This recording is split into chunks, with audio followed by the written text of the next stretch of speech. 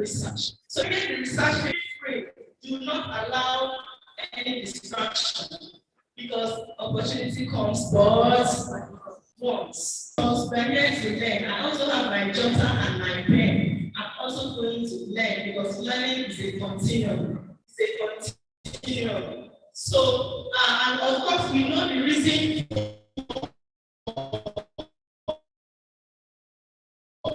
having higher skills in academic writing and research is that our ranking, both individually or collected as a university, is based on our research output. When you look at global ranking, universally all over the world, they look at what comes out from a university, from an institution. And they are not done by machines, they are done by their human resource, they are done by the academics. So I trust and I believe that we have what it takes as a university. I believe we have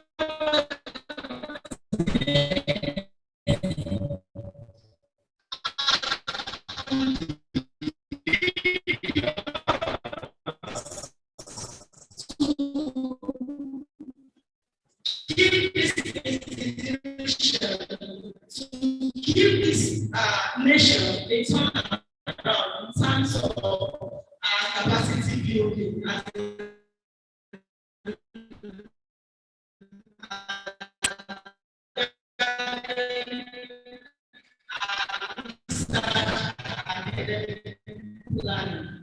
Academic writing. Once again, I will welcome Chancellor, represented by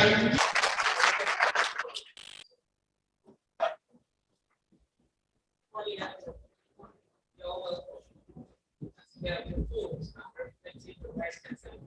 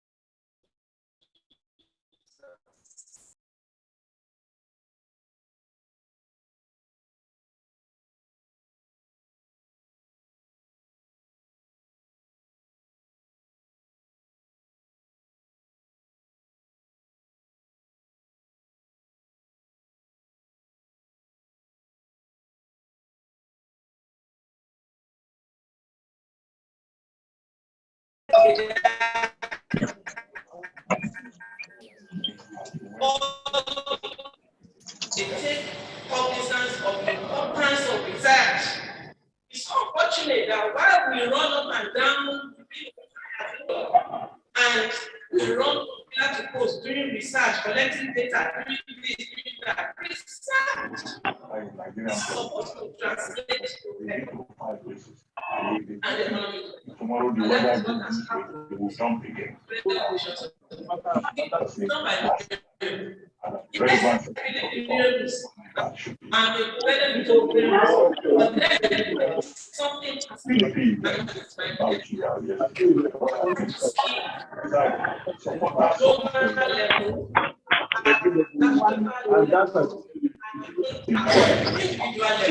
Hello, sir.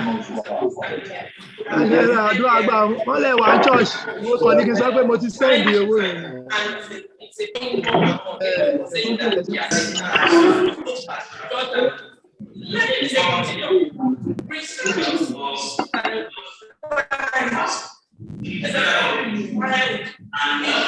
concern come out they collect data said that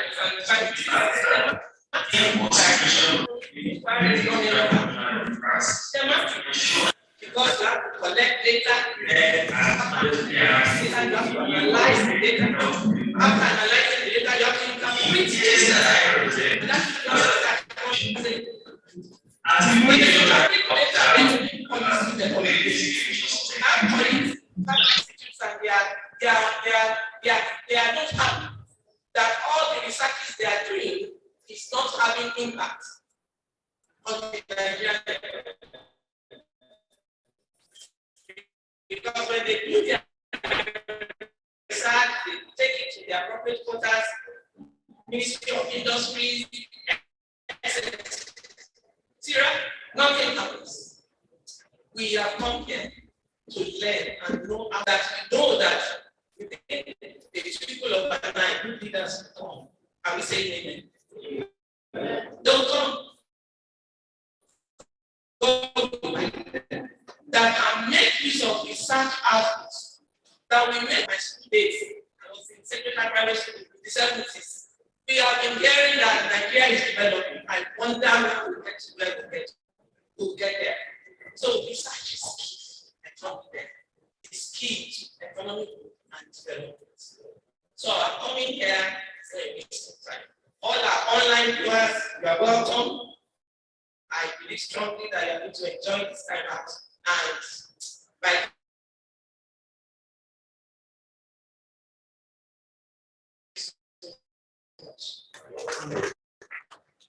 Yeah, thank you, man. Thank you, man. Thank you, man. I know the world is economic development, and we have been told that without economic growth, there can never be a development.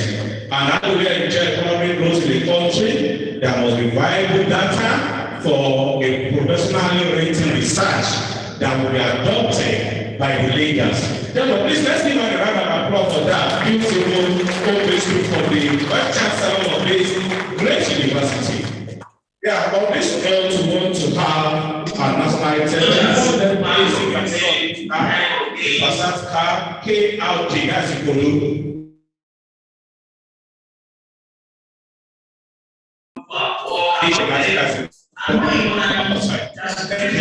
Yes, tell me how nice for national item is. And that's what people are now described as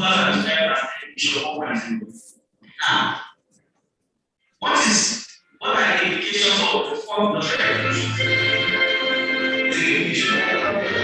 Even though it was no way to revolution, this is no way 9 revolutions are there. Now, the 9 million characteristics of the vastly intelligent personalize the letters and now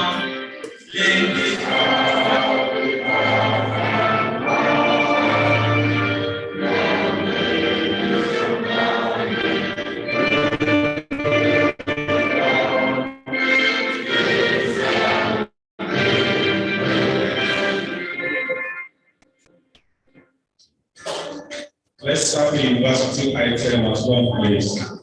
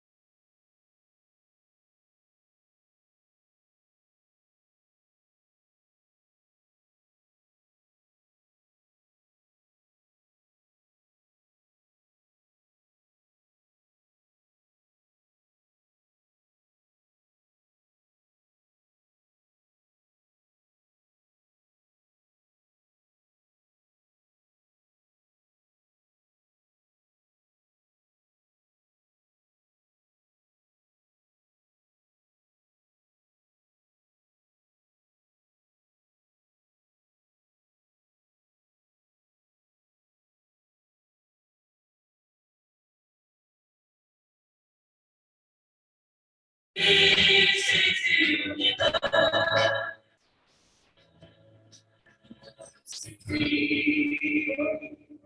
thank you, thank you. Can we please have our seats? We are going to the first sessions of this program. And to anchor him and facilitator for today is no any other person than Dr. Omoseni, who will become Omoseni Adepoju. Since an associate professor with the Department of Management and Accounting and one of the organizers of this program.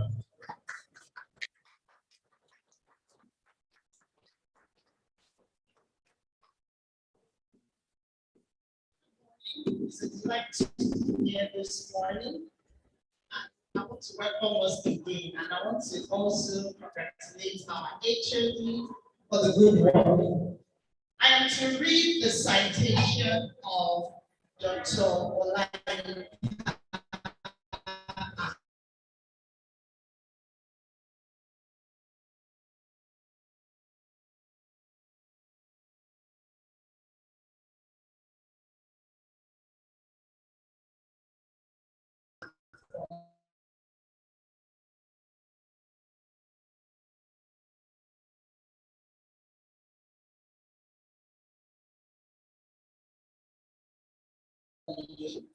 Dr. Olayinka, please kindly stand.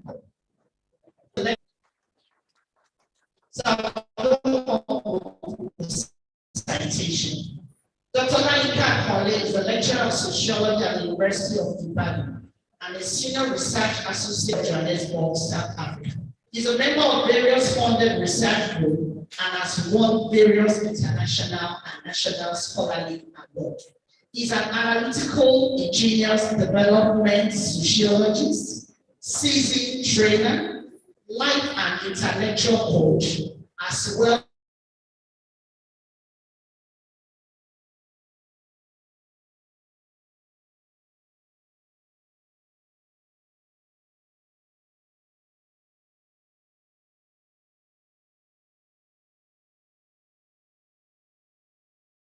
attended many local and international scholarly conferences. He's an author, editor, and co-editor of books, including The Development of Africa, Issues, Diagnosis and Prognosis, Springer, Publishing in German 2018.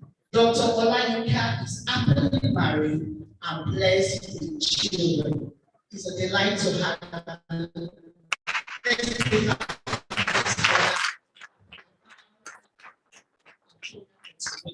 Thank you. Thank you very much, Mark, for your kind words. We are all welcome to this interaction as well. It's not a lecture. Facilitators actually guide conversations. So we won't be lecturing, but you will be kind enough to follow us. And you will not be offended if I just give you mind to respond to a number of minutes. But we do this together actually, but that's the way to get results. Okay, so the slide is being projected. So I'm a restless person, so don't expect me to stay here. I can move on, all right? So we all enjoy ourselves. So I can tap positive energy from you. So what we want to talk about today is essentially research methods and academic writing. Thank you very much, Vice Chancellor. Thank you, for allowing me to share this with you. Actually, it's my first time in this city, anything. So I have to come here before 8 today, but I'm not sure about how to have next. So the essence before 8 o'clock, I don't want to miss the opportunity because it's a huge one. For driving into this university, I was wowed, pleasant.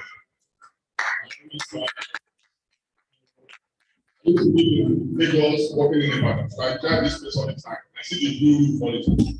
But coming into the university, I was pleasantly surprised. And that's not maybe just being, maybe not patronizing you. What I saw is fantastic. And I bless the name of the Lord for the management grant.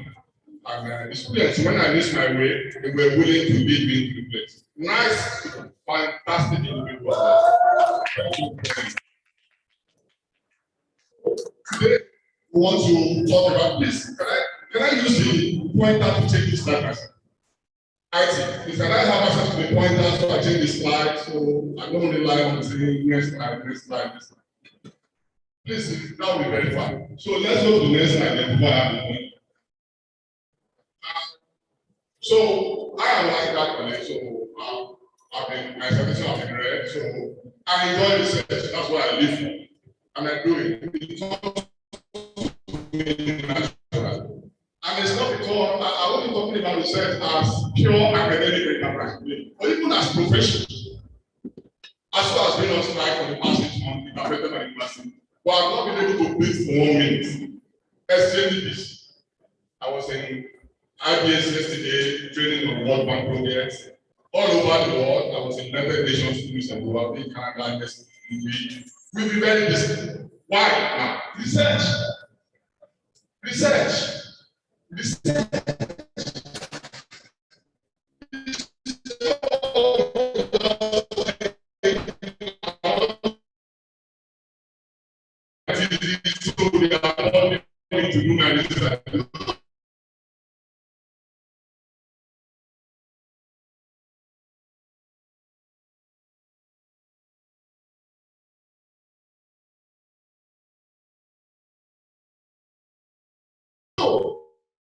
It's a profession. People are looking for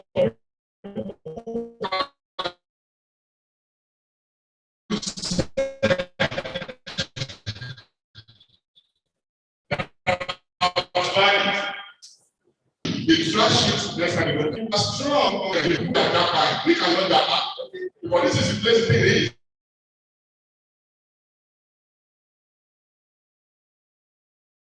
I used to live in the United Kingdom before I came.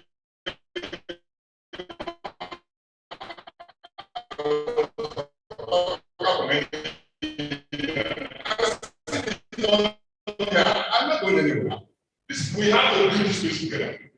That's my point. So I know this is necessity. I know there are many of us professionals, many of us professionals, many of us practitioners. So we are here together, talk together for a moment. So I have quite enormous slide, over 70 slides. So I will talk about it. When there's a section, I will talk about scholarly and academic writing and publishing. Universities don't make people make universities. I repeat. Don't let somebody say you are better than this city. Harvard is better than this city. No, it's you that you are in there that will turn this city to Harvard by the quality of your research and output. By the time you start appearing in Scopus, you are appearing in India's Journal, Web of Science, ISA, and all manners of them. You just discover that the ranking of this university will surge. But it depends on the culture of the South and seriousness. Anywhere I go in the world, I go in my space, and nobody has ever moved me because I'm a black man. Because it's great for me. I was in the United Nations, some people were presenting. After I got them, what was I saying the same words? Till we finish the meeting, they never release anything again. It's not a color, substance. So we have to take ourselves very seriously. And then, result. So we're talking about, all we are talking about within global best practices.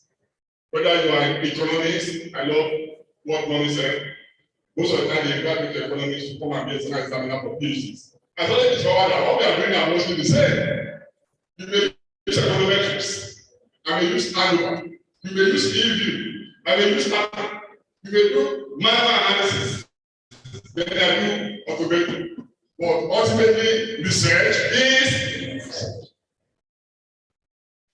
So what we need to do is to understand the fundamentals of what we are talking about. I challenge you once again, research for life, transformative research, not just academic.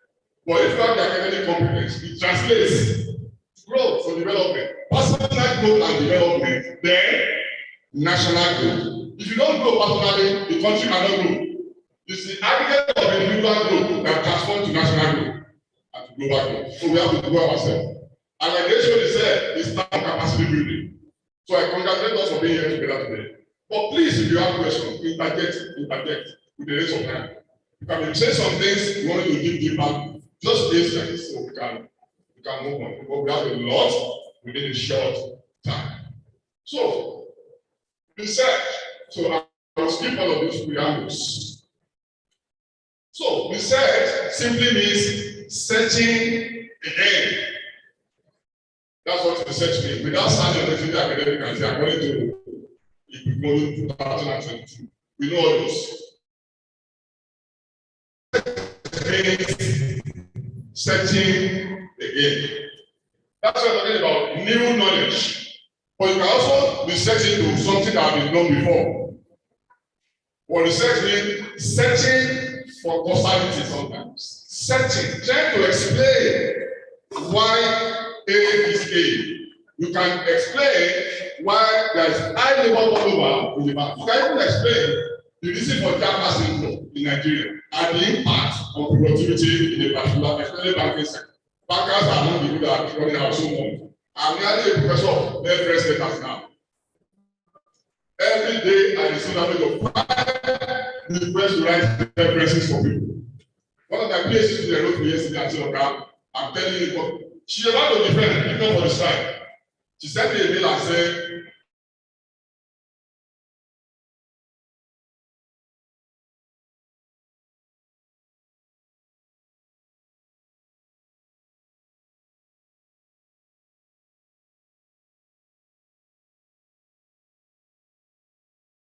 so we can have this conversation. For this places you are going, we've been there, and you are back. Some of you are running away out of ignorance. And back are not the friends. Everybody is running. So I have to until you run into the park. So, chapter usually research can be in chapters, usually 5 chapters. I've reviewed many things in my life. We usually have 5 chapters, all of them 6 chapters, depending on the departmental staff. But the contents are essentially the same. But I want to start from here. Usually, people struggle with topics. As students say, my status has now gained 5 topics.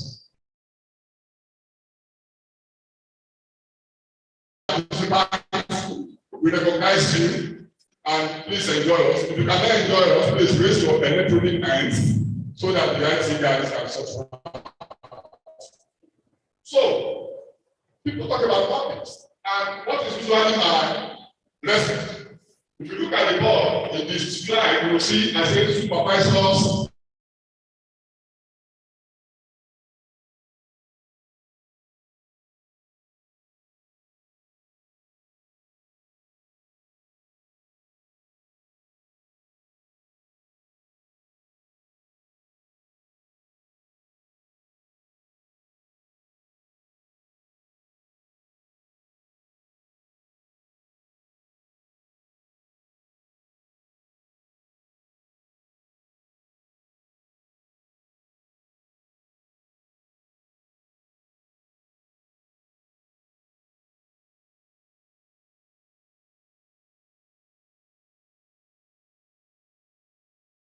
That's what they have.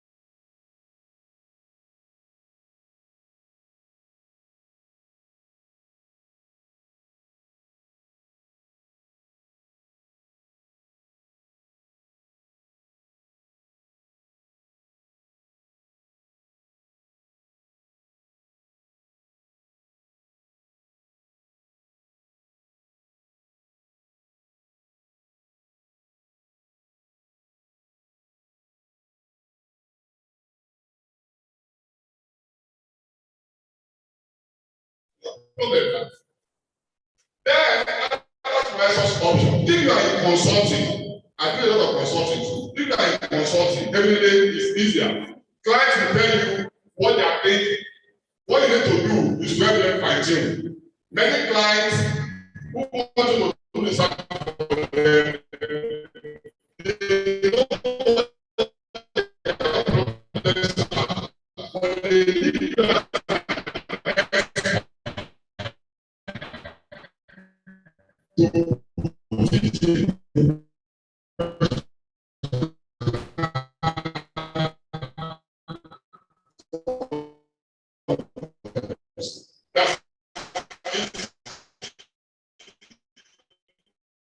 So another one is you can get topics from your personal experience. There's a research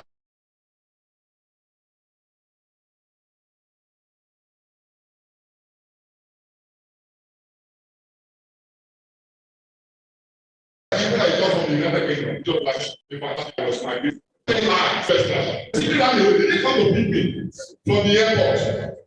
So that problem would have, I just find my way. I was in transit for 3 days inside the United Kingdom. When I finally found out, I said, what did God do? The way you just like it, the reality was like, come and be another person on us. And it's not easy here. I said, it's not easy. Then they said, welcome to the UK. You will see the way we are doing this now. That's a self-government. But that publication was my very international publication. And today, my research is still around diaspora studies, based on that singular publication. So experience can be your topic. That's an example. Or experiences of a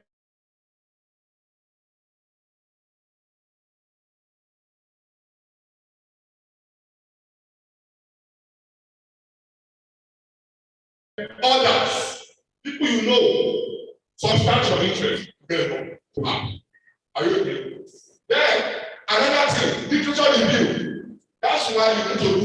Once you have supervisor and you are seeing an area you are going, topic is not number one. What you do for us is search literature, read. Sometimes I tell my students, I PhD students, once we have an area, go and do systematic literature review. More 50 articles in the last 5 years. If you are not that.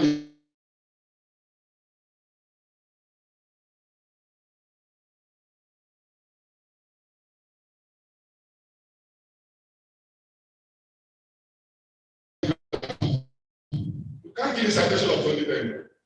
The citation will start from 2015. Because that's what you can understand. You know, 2023 articles are already online. Right? 2 of them actually. So most of them from August, they start publishing 2023. So if you now look at those articles within the last 7 years or 5 years, you will know the current work. And they don't tell you that I know what. There is no material in that area. It's a lie, you have no such. When you search, the first place I used to do general research. Then I go to Google Scholar. Then I go to Scopus. Then I go to Sage. Then I go to JSTOR. I start narrowing down. Like that. If anybody tells you no material, it is search. You have no search. It may not be so many, but you will find something you can tie together. Now, when you know that, if you are doing the research, then you type on Google and it gives you 100,000 return rates. Way away from that place. It's already overflowed. But there are some data you type and you say, do you mean that means there's nothing there? So what do? You dig. You say, do you want to change your keyword? You say, I'm not changing my keyword. Type your own topic there and see the way it goes. Now, adventure, we just want to explore. Then, life was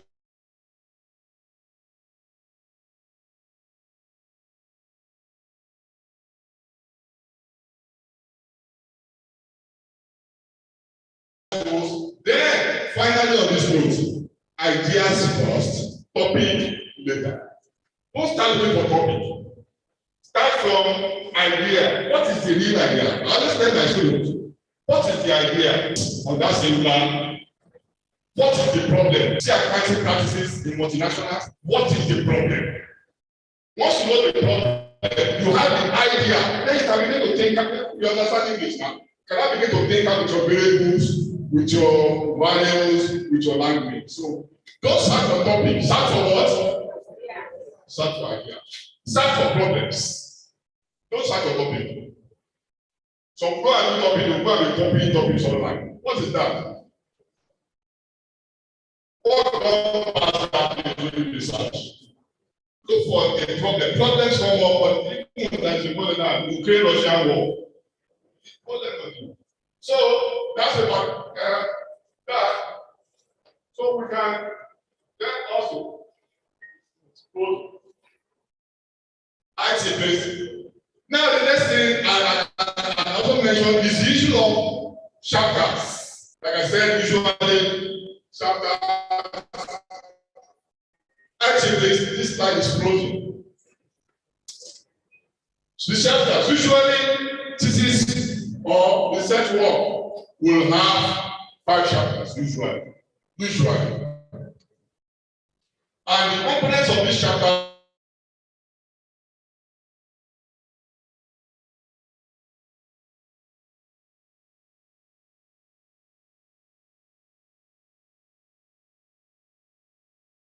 are usually the same.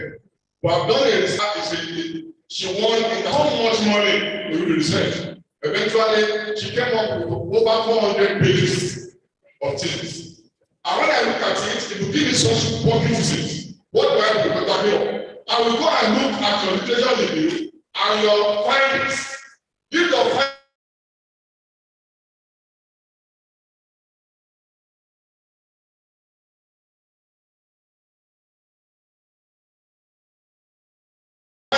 findings is small, I should repeat myself. If your literature review is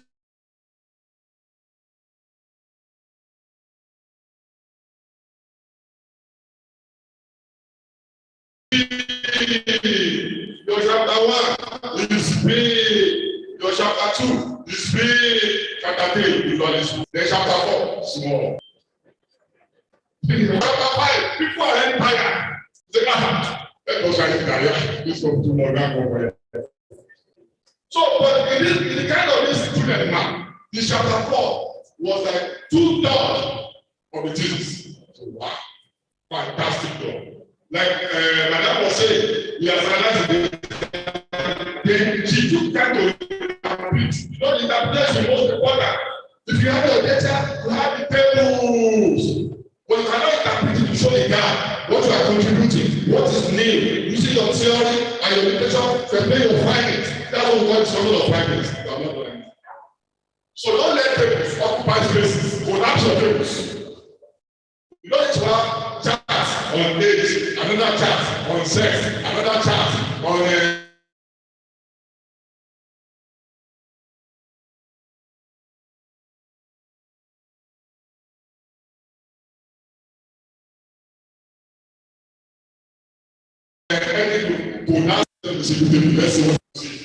common chapterization, like I said. But in your chapter 1, you will expect, no, now let me forget, sometimes proposal. So if you have issues with proposal, your proposal is usually your chapter 1 to 3. Your chapter 1, your proposal is a abridged version of your chapter 1 to 2. In fact, if your proposal is accepted, what you need to do is then flesh up. That's what chapter 1 to 3 is ready. But usually, I start from concept notes. Once we agree on an idea and a topic, I tell you give me concept notes of not more than 1.5 pages. That concept note tells us your idea. Are you clear? Your concept note is like an abridged version of your proposal. I should call it again. Your proposal is an abridged version of your chapter 1 to 3. Your concept note is an abridged version of your proposal. All that will be your proposal will be in your concept note, but in a summarized version. in a way that we can sing them. Not too many words can get us missing in ideas. So when they say go and bring concept notes, you don't need to go and Google. It simply means a brief version of your. So now in your chapter 1, you will have your introduction and background. You will have your statement of the problem. You will have your objectives of the study. Now, you will have your research question, statement of hypothesis.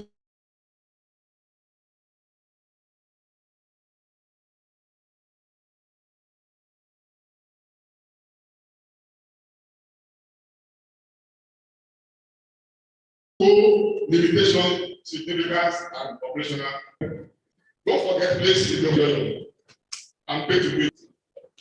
Introduction and background. What are you supposed to have here? In something. You should know what the study is all about generally. What is the study all about in general? Give us context. Are you with me? Then you have the basis, the root cause of the problem. You can do what we call root cause analysis. You can give us problem analysis. You can do a fishbone analysis there. Generally, what is the basic root cause of the problem? And you are thinking forward that this problem is like this is why it's like this, and I'm taking in this direction. All right? It's not a, for me, if you write style grades, please. If your supervisor, keep your supervisor's mind. Okay? But I'm examining things across the world. I see something like your introduction.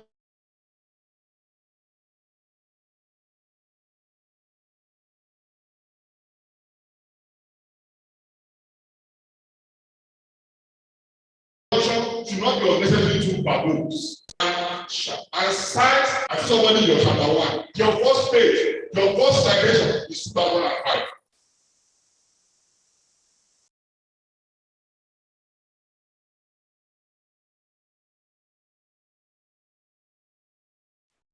And that paper may not be published. Citation is 2009. And citation will be that same year. It's odd in the cooler. So then you see what does that tell you? Ah, this person is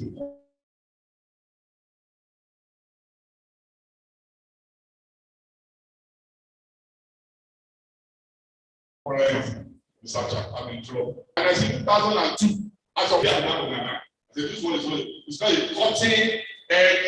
That's what they call cutting edge research.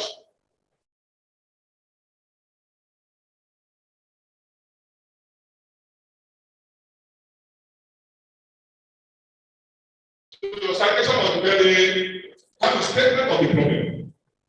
What has been done in previous studies?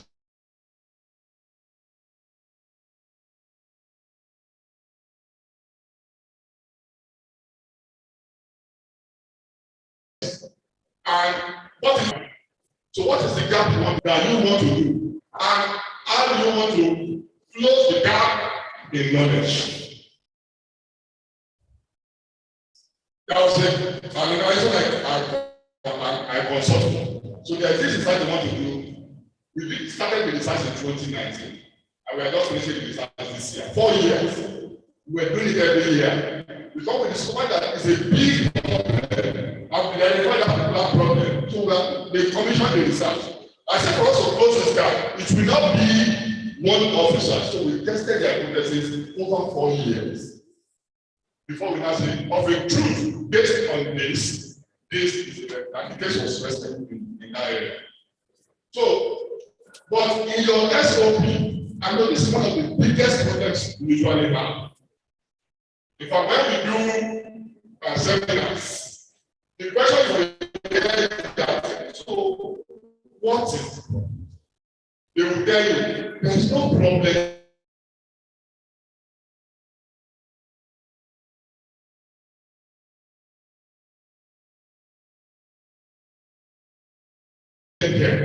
What do you want? And once they ask you that question, what is your statement of it? So you have to be intentional. It's in your SOP. So I want to help you. This is a design over the years as a student, as a professional. Number one, I gave this best practice in writing SOP.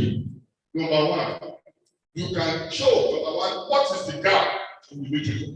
That can be one paragraph. You can use one paragraph to show you have read, but there's a gap in literature in this area.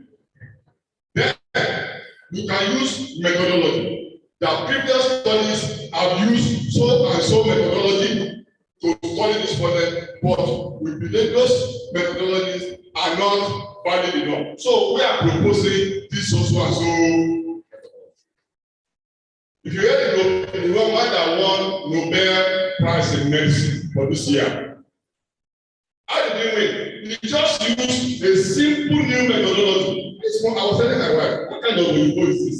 They said somebody just extracted DNA from the bones of 40,000 years ago, and he designed the science to extract the bone, and that became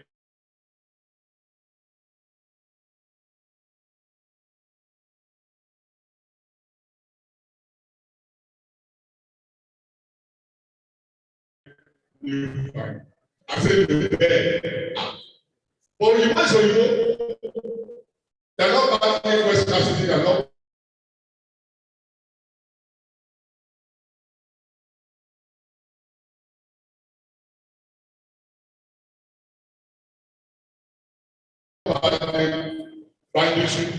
The man was just there since 2010. They've been disproving his research because Australopithecus. So he just extracted it. So what am I trying to do there? To tell you that you can also look at something that is not resolved yet. Okay, let's look at new methodologies. And again,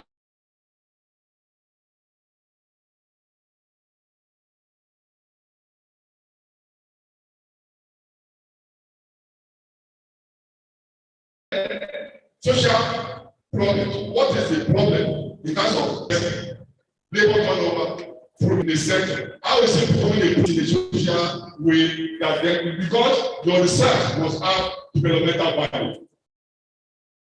So how do you research solve the problem? Then theory, what theory are they use? You want to use a new one.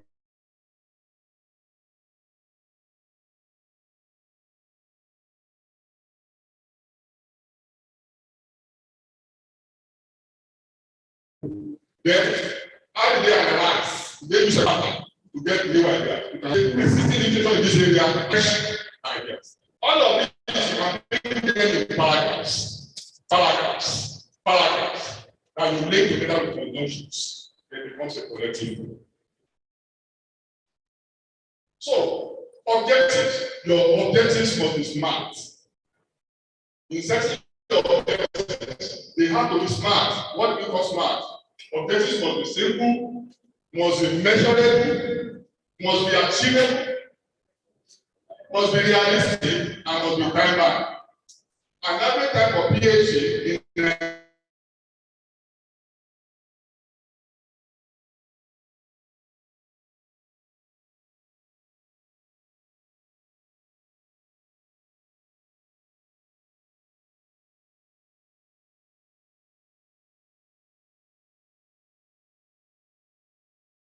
Nigeria is 3 years. So your objectives must be able, you must be able to program. You don't set objectives you cannot cover in 4 years. Master's in master. So listen, I'm not the only one, we are here together. Right. We get to objectives. Yeah, we are getting to some form of new narrative. Personally, we write the SOPs. Find out that the past knowledge will always make emphasis on the construct system and possibly the failures. Trying to find out how some, because most times, for instance, if somebody is writing on effects of re-engineering on consumer buying habits, consumer behavior, some selected plants in Lagos. You find out that when I'm doing things that have to do with SOP, it's possible I'll begin to look at some of the videos they are using to study the constants of the re-engineering and consumer biomarkets. So if we don't bring some of those variables into perspective in the statement of problem, we find out that it's from there we're going to get some of the things where how we're going to construct the objectives, which will lead us either to the questions or the hypothesis. So I didn't hear you mention something that I am confused. Shouldn't be confused. But that's why I mentioned that when this session is going, please raise the hand so you can dig down.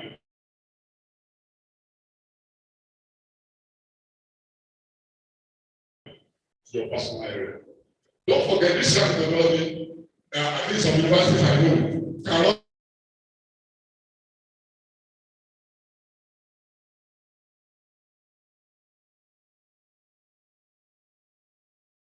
For 4 years. Then 2 years. Then we give them projects. In PhD, it's a lifelong. So what we can do, I can do is to abridge what we want to do really short period. Then once we ask questions, we can then dig particular. Definitely, 100% fantastically correct. All you do in your SOP, is your variable you are talking about. For example, if you have like we're talking about causal analytics, definitely is your variable that you are problematizing. If you have topics that have dependent variable and independent variable, explanans and explanand, all you are working with is that you are putting your variables in photos and you are problematizing them, looking at their relationship and what have they done and what have not done. Definitely. There's only you do in SOP that exploring and problematizing your variables. However, it's not all research that has independent variables and independent. So don't be afraid. If you are doing qualitative study or context analysis or content analysis, you don't need those causal. All you are doing is narrative. But if the research, you have a even from your topic, what we talk about in research method is that your topic is like a capsule. Your topic is like a capsule.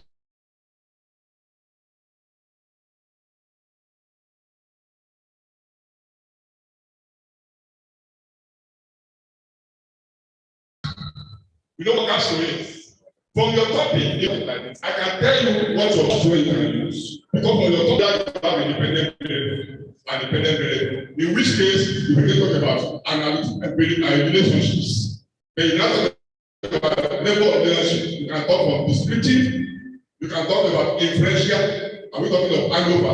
Are we talking about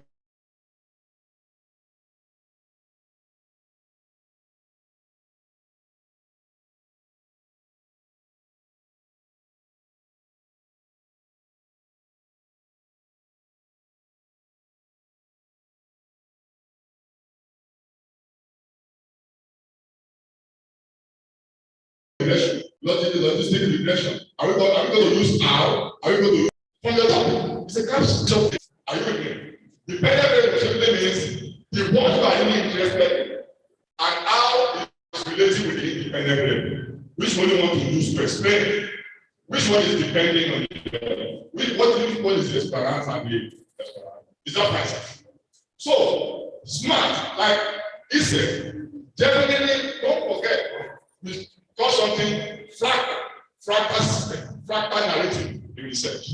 The fractal system comes like a bending staircase. All right?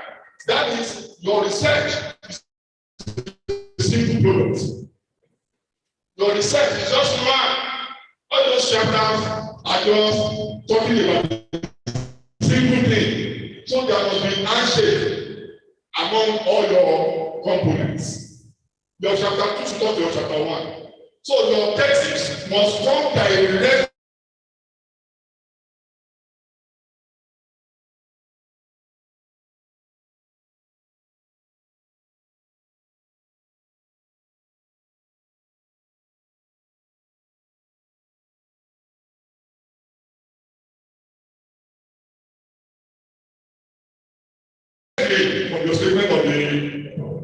from the state of encouragement, through your state of public and target of the degree, so that it runs concurrently. You can see, you don't need to search. You know what the paragraph is? The paragraph talks about a single idea. You should not put too many ideas in the same paragraph. And for me, if you are using Kanye Roman 12, your paragraph should be between 8 and 12 lines.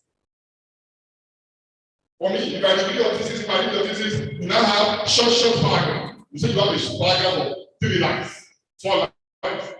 To make the thesis look very unprofessional.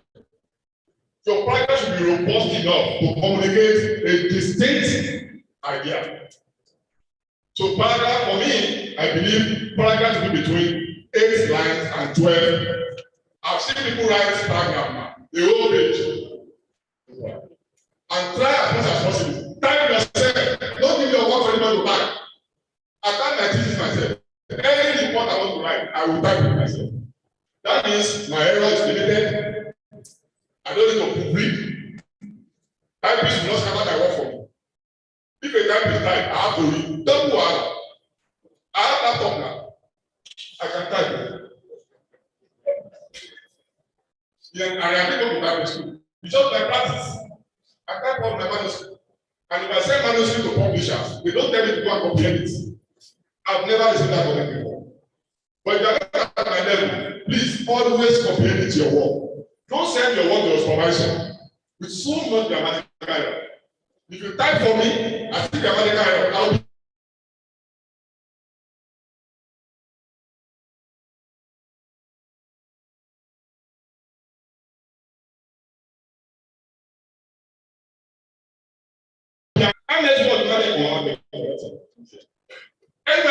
error field must be measured, must be once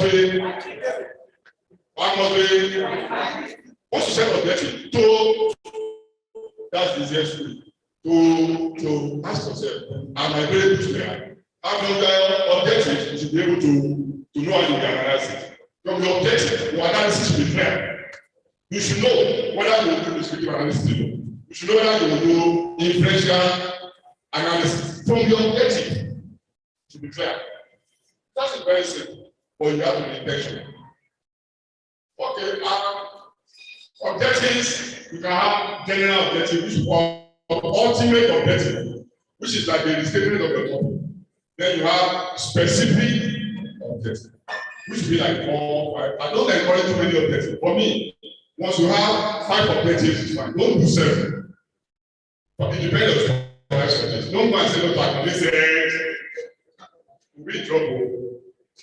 So your supervisor must be allowed to lead. But these are fundamental. So specific objectives will tell us what we want to do. And these are questions. These are questions for me. If I do professional work, it depends on the style in your school. Professional work. Once I have objectives, I don't state research question. Or if I say research question, I don't state objective. Because the 2 of them are the same. The research question tells us what is the problem you want, what is it you want to solve. Objective tells us what you want to do. Are they different? But if your university says, in my own university, you must have the 2. But when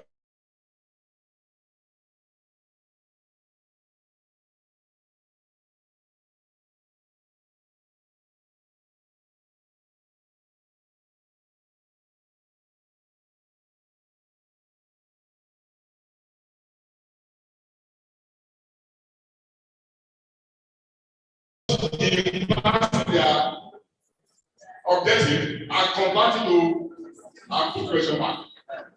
But that's very important. Language, the language used to write research. That's what my question is.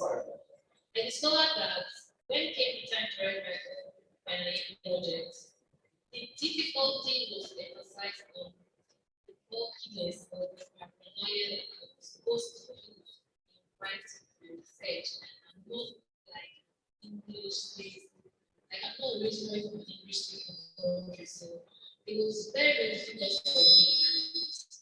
And I had to like ask for help from other people. So So I want to ask, is it necessary to use like complicated words? Thank you very much for that question. Fantastic question. You know the question said, is it possible for you to use complex English or complicated English that you want to have about talking? I will answer that question straight. The number one is that there's something they call language of the academy. Language of the academy.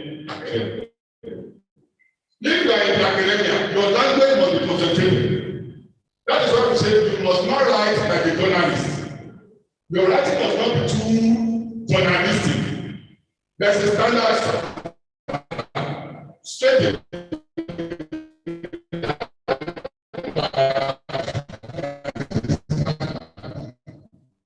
When I write now, are you with me? When I write, it should be different from when you write as a master. It should be different from when undergraduate writes.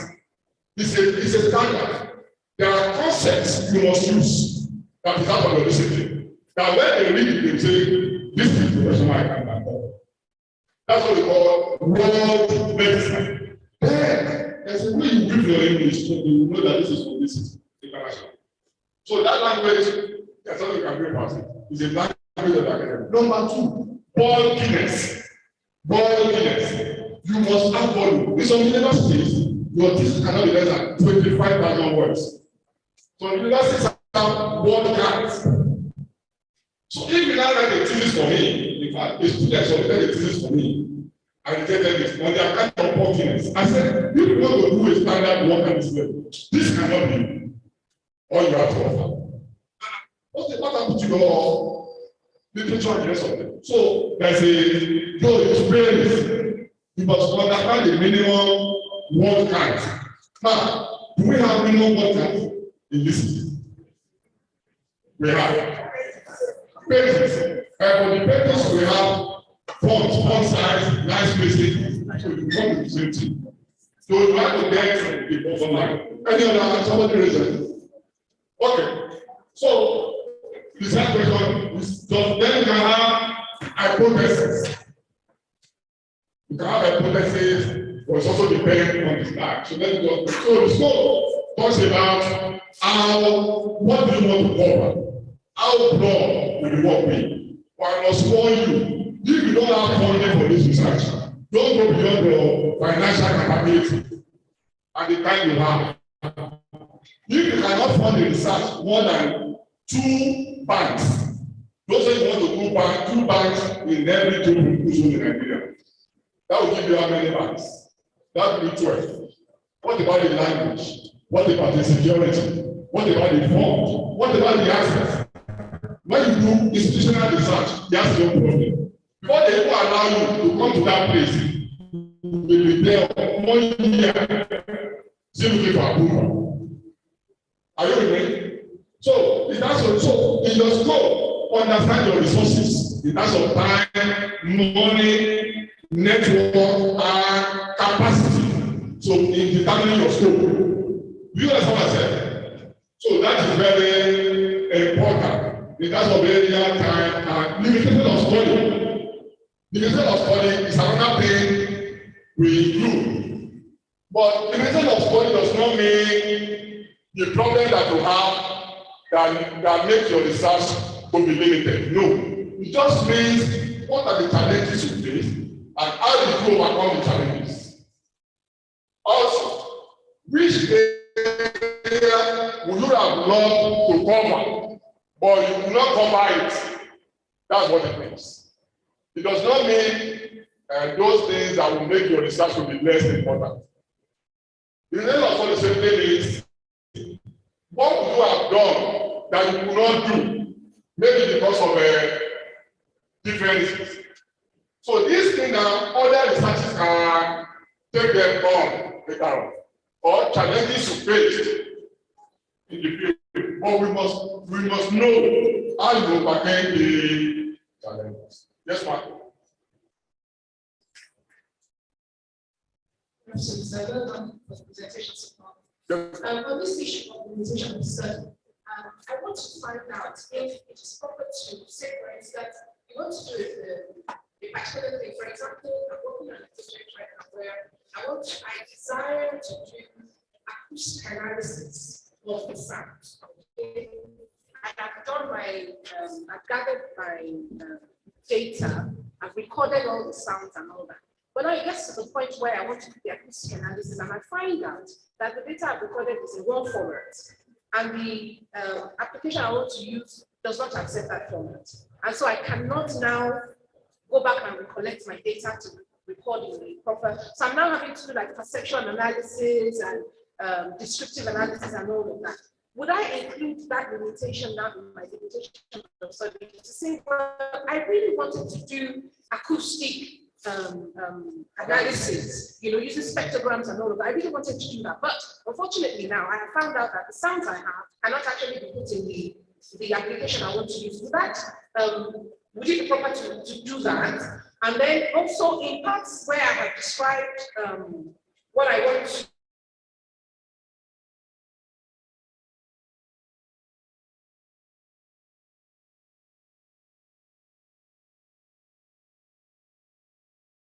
do as the method of analysis and all of that. And I'll get to the point and then put the limitations that I wanted to do.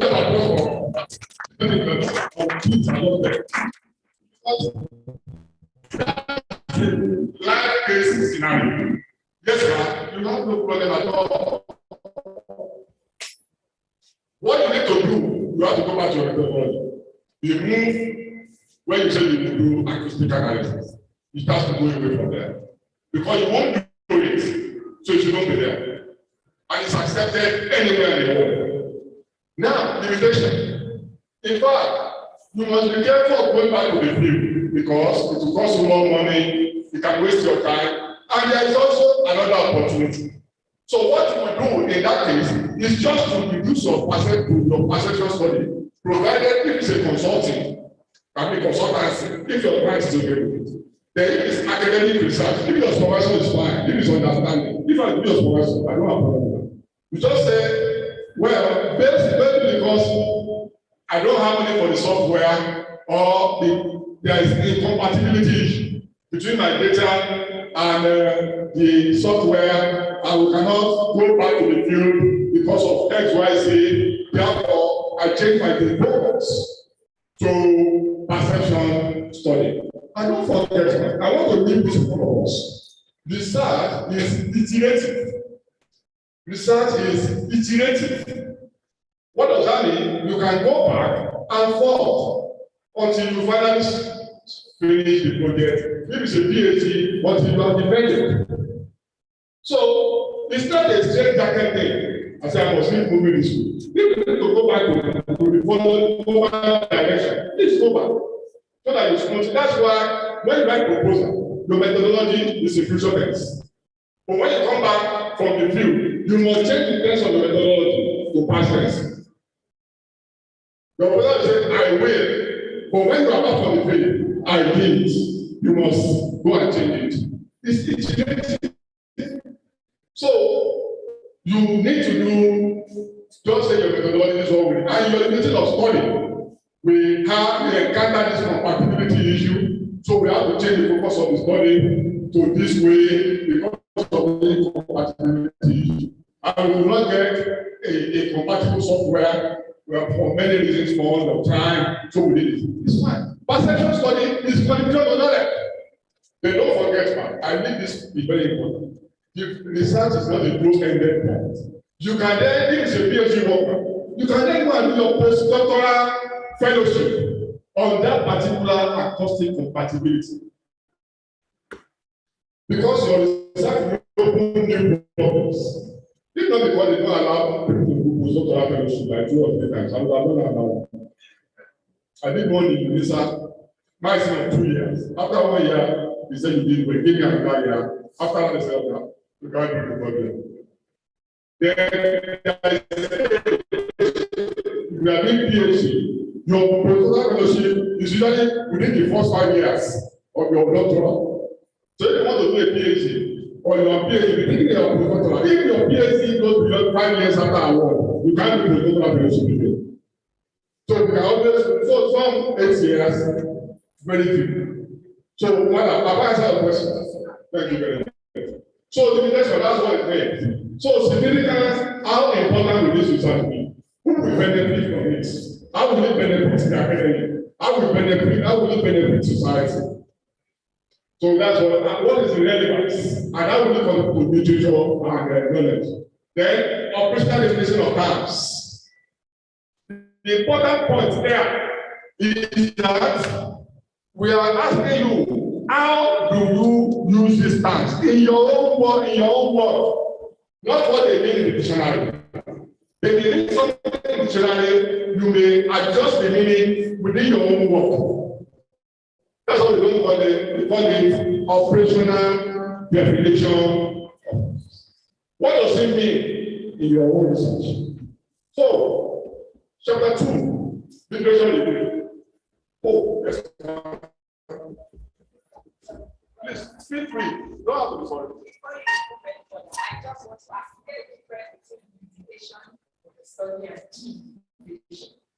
Yeah, they are different. Limitation you mean is DE limitation. Yeah, they are different. Limitation of study simply means most of the time in research can refer to the challenge that you have.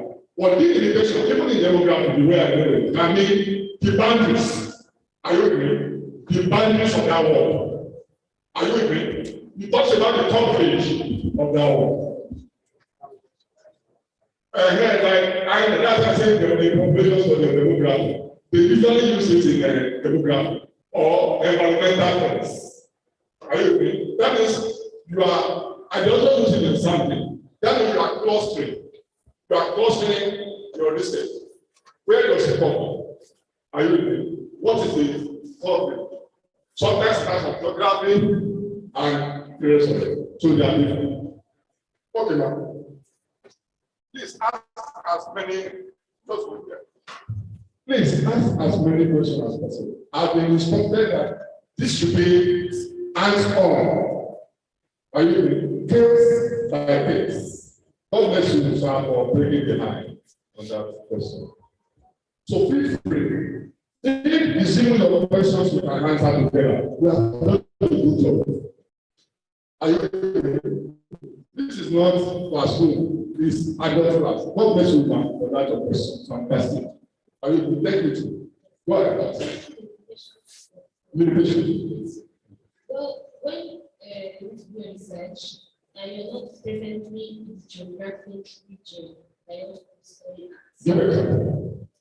The time when we asked to do an assignment in one of my classes, and I had to get data from your own generic country, which is Nigeria. And when I went online, it was hard to find actual data of information, employment, and so many things. And then the second thing is, how do we access the veracity or factuality of data that we get? Validation.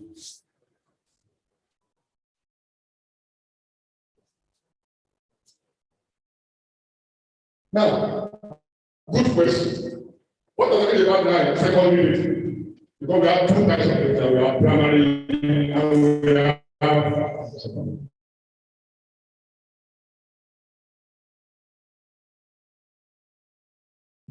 it's true that we start to do is and it happens all the time, especially when you're in practice. I just finished a study now in Northeastern Nigeria, Northeast. I'm talking about IDP camp. When our partners in the UK, we have to get ethical clearance because people are not people. They don't have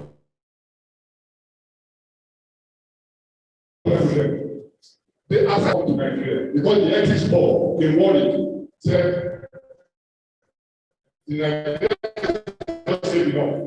Not to talk about not so they think that they are income. People when they were part of the research consortium, the system is really and they refuse us to.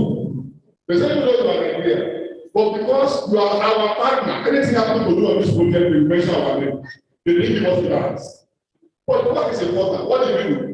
Because people in Northeast to collect data for us, and we train them virtually with the Oyinbos. We train them virtually and we're monitoring them every day. Now, you know, research is very easy now. What we are going to do? Just do Google form, OTA, or Google Toolbox, and put GPS on it online. I'm going to be there. In my office with my GIS consultant, I know people for time. And again, if you don't get to where you are supposed to collect data, the car will not open. Application to collect data will not open on your phone. And as you are conducting the interview, you are seeing your entries on the back end, right from our house. The search is very easy. It's organic. You understand? So what you do to validate your data, number one is that there are databases online that we trust. One of them is World Bank data, no question, and there are many of them. I know people who have done PhD using World Bank data, and they were even given grants. What I gave them grants to help them use their data for his PhD. Don't you see something? You don't want to data, but you are using secondary data from the World Bank, and World Bank is giving you grants to do a PhD using their data. Because the database is just there, open source. And the more people analyze them, the more relevant they become. So you must first and foremost understand the integrity of the data you are using. That's a very fantastic word. Data integrity. It's very important. What bank data has a lot of integrity. I work with them, so I know what I'm doing about. I want to collect data for them, whether it's online interview or quantitative data, is put online for people to use. Just acknowledge them. There are also United Nations data everywhere, and what WHO data. So what you need to do first and foremost is to understand the integrity of the data you are using. If it's not from this organization, you can't use it. If it's not from this organization, you can use demographic and health survey, NHS. I don't know, Nigeria belongs to statistics. I don't want to say, but you know what I mean. Of this data, we have some things. Well, this international body, are you really mad?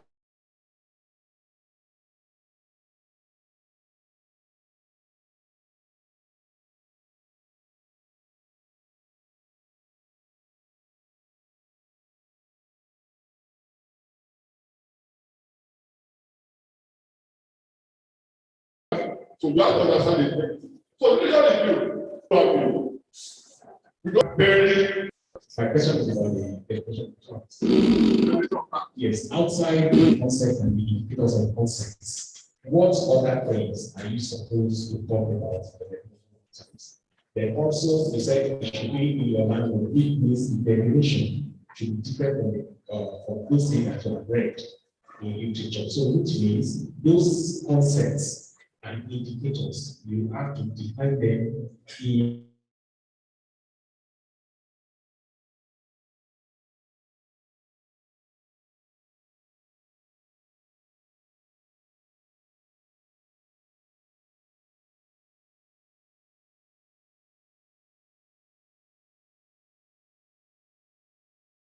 your own language in the definition of practice. That was what saying. I don't like definition of practice. It depends on the school. But because that one gives me more opportunity to operationalize, to say, in the context of my work, this is what it means. But now, let's not say you use definition of practice.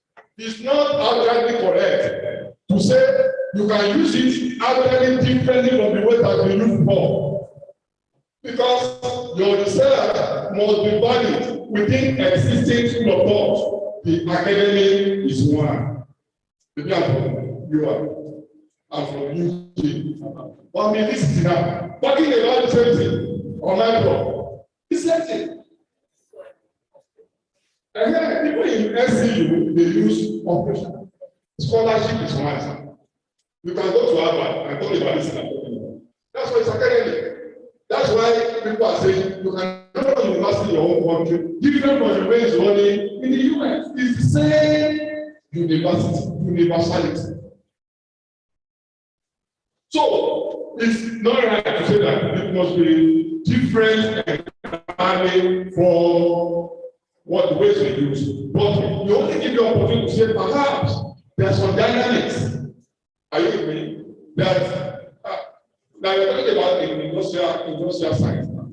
We're talking about the fourth revolution. The fourth revolution. Then now we are moving to the fifth revolution. It's a new time. Some people that is not as organic in research, they don't understand. So you can't simply tell them this is what it means. And also, that's what we're talking about, that we can improve. Is the fact that maybe from your own research, you are expanding this definition of that thing. You know, it's possible. When you come back on the field, I have a student that is doing PhD on corruption. On 25 on the field, we are taking the definition of corruption from his thesis, and we will change it. So you can expand concepts in your own. That's why when you are doing research, you must be intentional because you also contribute to knowledge. Especially I love PhD a lot. Immediately you have PhD, you are an authority now. I can even change the definition of my research. Just go through. But you must get to a place before you can do that. You must be known as an authority. Not just because you have a PhD, but you must be widely traveled, widely published to the extent that you become an institution. So we are believing that within research, we have intellectual authority and scholarly sagacity to contribute something fantastic, to expand. That's what I'm talking about. Contribution to research or okay. So are you clear? So that's the way. So literature will some of us just some of us will not even need those literature. We just copy reference from another video and put in our own. It's called academic fraud. If I'm what thing I will do for you is that I will just pick like 2 random references and say, tell me all these references. Tell me what is it. So don't do what we call name dropping. Don't go and copy references. Some will not even take the fonts. Your own is very timely Roman. Where you copy from is Calibri, Ben, and you see copy like that. Some people copy.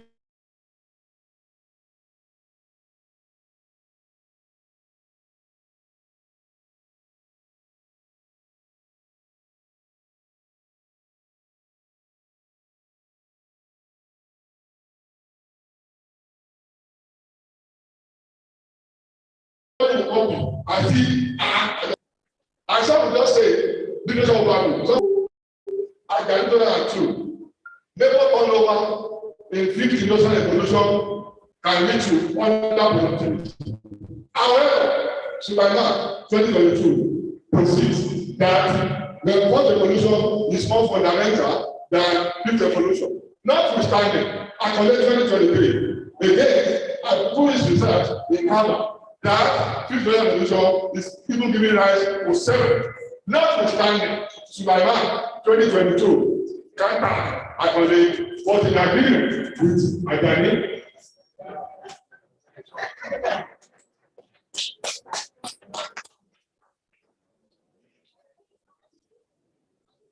That is clinical review. Don't say I was reviewing, even the way I was saying it, see I was reviewing. I was not agreeing, thank you. That is what it means. But if you don't read intentionally, you cannot do that. That is what it means. It's not just according to paragraph 2. According to. That's why I always think my assignment, do 150 systematic review. Read all of them. How do you do systematic review? That means once we agree on an idea, you now to tabulate in Excel with your copy. You now tell us the author's name, year of publication, journals, title, or books. We now tell us the methodology used, the theory used, method findings, method conclusion, method recommendation, gap in knowledge. You take the next, you do research, you do more of it. In the last, my brother and sisters, my colleagues, it may look difficult, but by the time you are done, the work is done. That is your literature review is done. The first problem will be slow. You become an authority on there. And let me just help you also. Sometimes some of us say we don't have access to literature. I agree sometimes. But you can still make do with abstracts. You can make do with abstracts. I know that most closed access publications, they will give you the abstract.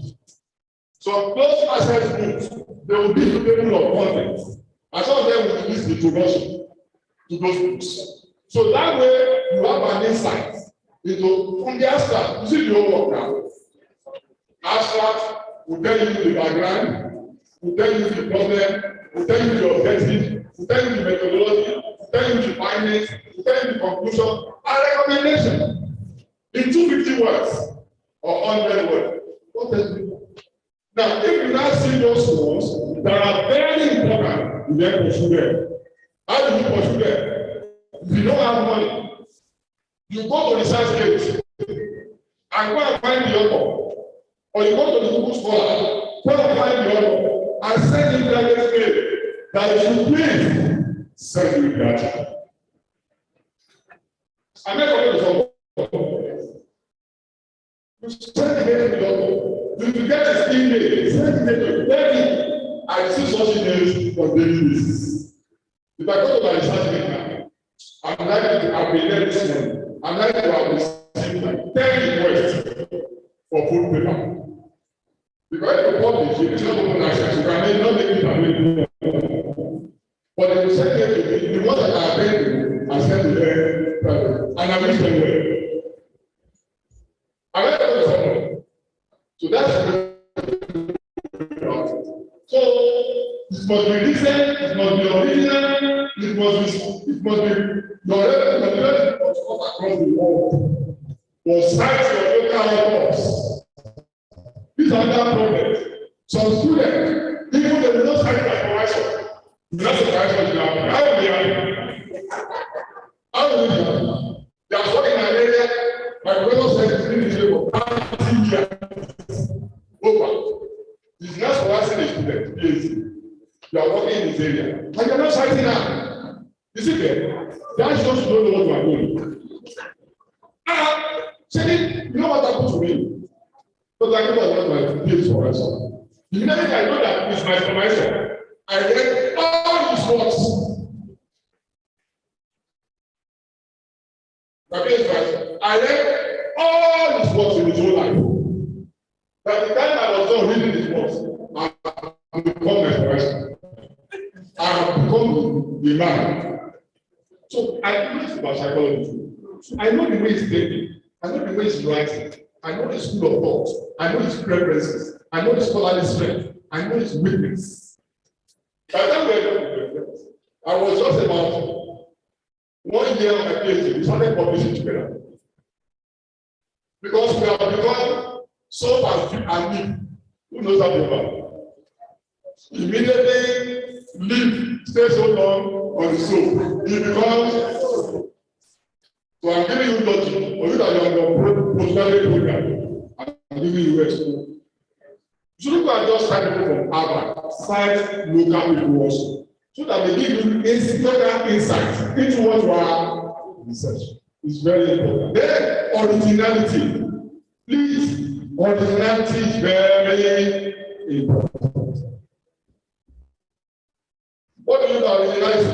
Don't copy and paste. If you do the review the way I mentioned it, you are not likely to have a problem. And now, when you copy and paste without proper citation, it's called academic crime. It's called plagiarism. We have professors who are number one in their discipline that have been brought down to nothing because of plagiarism. I can mention cases of frontline professors in Europe and America. Because of plagiarism, they were sacked. They took away the multi-million-dollar grants that they have. It's a serious matter. Don't copy and paste. Notwithstanding, we now have softwares that can discover. We have quality, we have authenticate. If I run a thesis like this, in my university, the threshold is 24%. We are still trying to bring it down because internationally it's less than 10%. If you write for international, that's why some scholars they find it difficult to publish back. You send paper to international journals, automatically it goes to their originality repository. It runs. Before you look for the computer, rejection follows you. They reject it's difficult to publish internationally. It's difficult. They may not want to embarrass you and say, Professor, this of paper is too copy and paste. But they will not publish it. And the minimum rejection is below 10%. So how do you get across that? Write from your mind, understand your idea, and write from your mind. Okay? Write in your own words. And when you are citing, only cite when it's important. You don't say according to, it's not, your number of references does not show the quality of your scholarship. Sometimes it shows how academically mature you are. Most times when I write, sometimes I haven't finished the article before citing. And I need to cite because they will say you no cite. And there's also the politics of publication.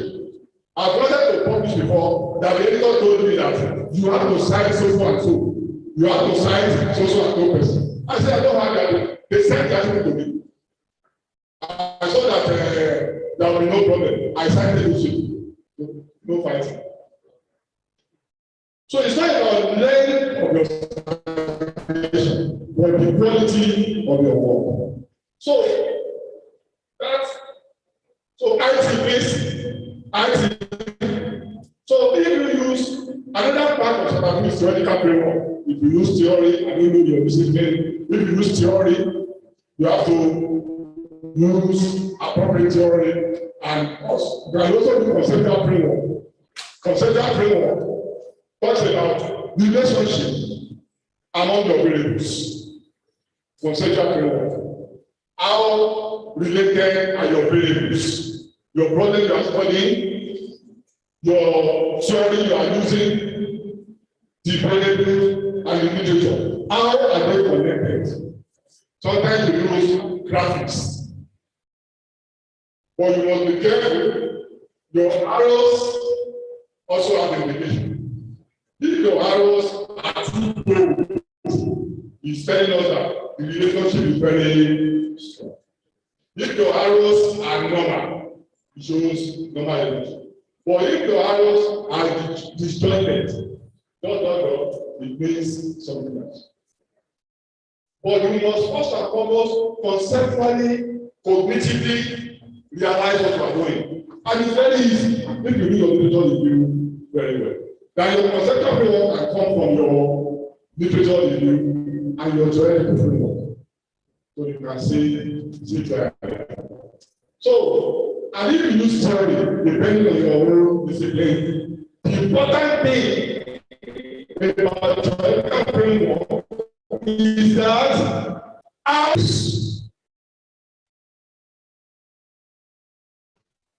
we can use many theories to explain. That's what we call theoretical triangulation. Triangulation is a concept.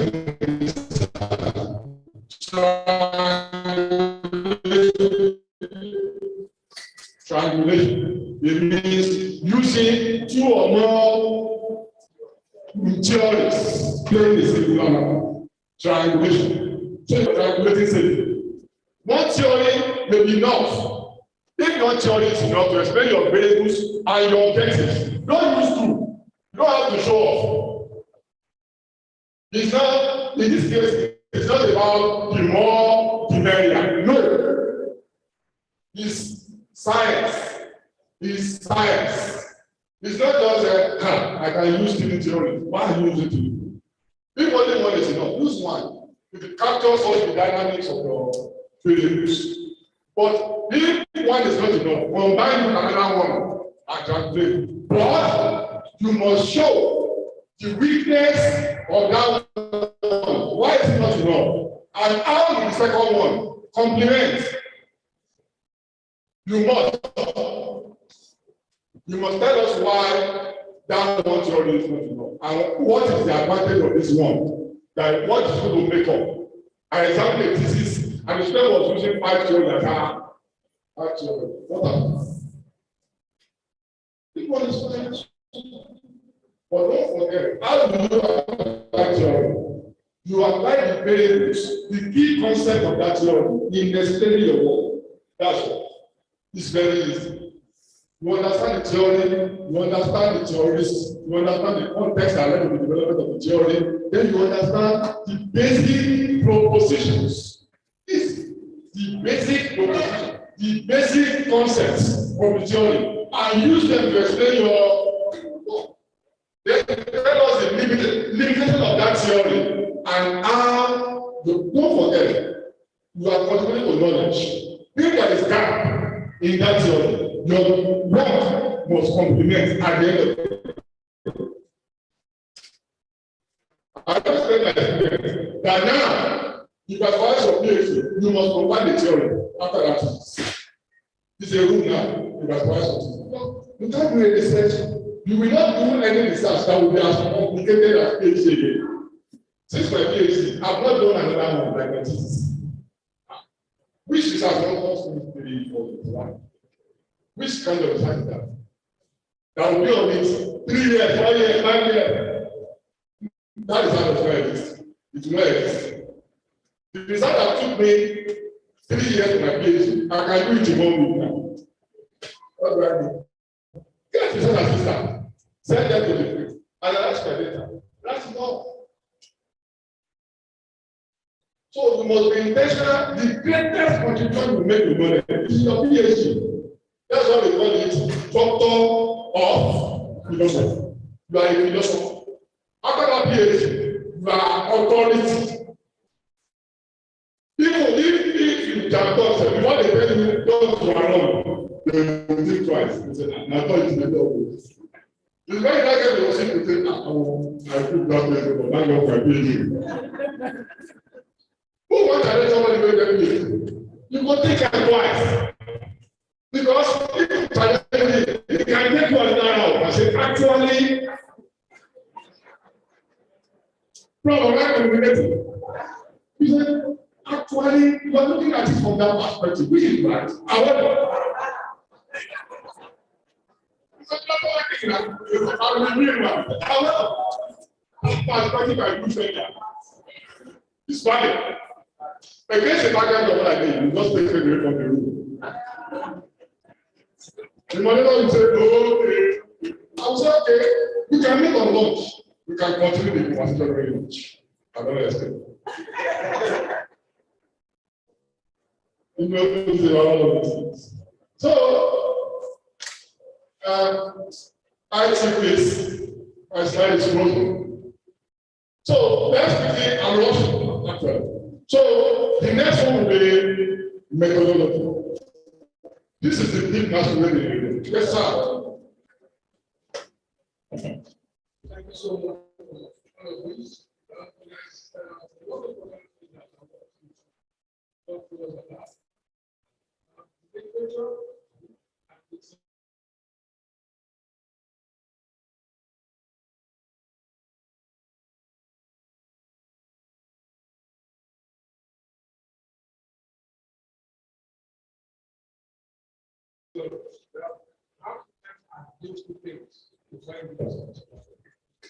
And the theory. I did mention earlier that we are using the theory to explain the variables the theory to explain the variables. This is it. When you now get to your findings, which is where the strength of the work is. Don't forget I said earlier that the findings that will be your chapter, any chapter you call it in your school, or usually chapter 4, after methodology, is the single most important part. In fact, in my university, we do what we call depth of analysis. When you finish your project, your thesis, you submit your supervisor. Your supervisor will submit to the PG coordinator. To the department, who will then submit to the faculty postgraduate coordinator. Then, if it passes, then it goes to the PG school. PG school will now do what we call depth. They will give it to an independent scholar, usually in another faculty. I do for education, I do for agriculture, I do for music. Because research is fun. If your research cannot communicate with a non-specialist in your field, you have done nothing. Your research must communicate with non-specialists. Now, sir, back to the question that your findings must talk to your theory, must talk to your literature. And your literature must talk to your findings, and your theory must talk to your findings.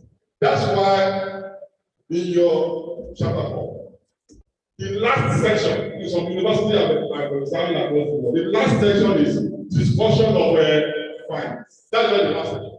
After your data presentation, you cannot go to the last chapter. We will not allow you. We will not allow you.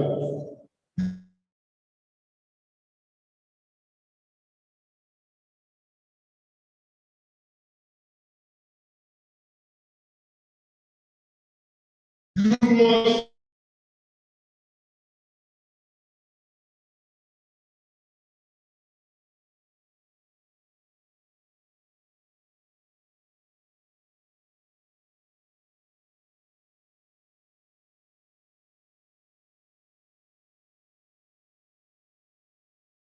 discuss that finding, those findings. Now, that discussion and our education, once we do your data analysis and data presentation, definitely we will do it by objective. That's what we call thematic presentation of findings. Are you with me?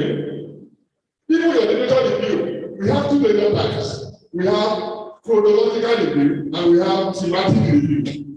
Chronological review, you just keep reviewing like that. What thematic, you break it by objective. You take one objective, you review under it. Once you are done, you take the next objective, it helps you, it focuses you. I think that's what I allow my students to do.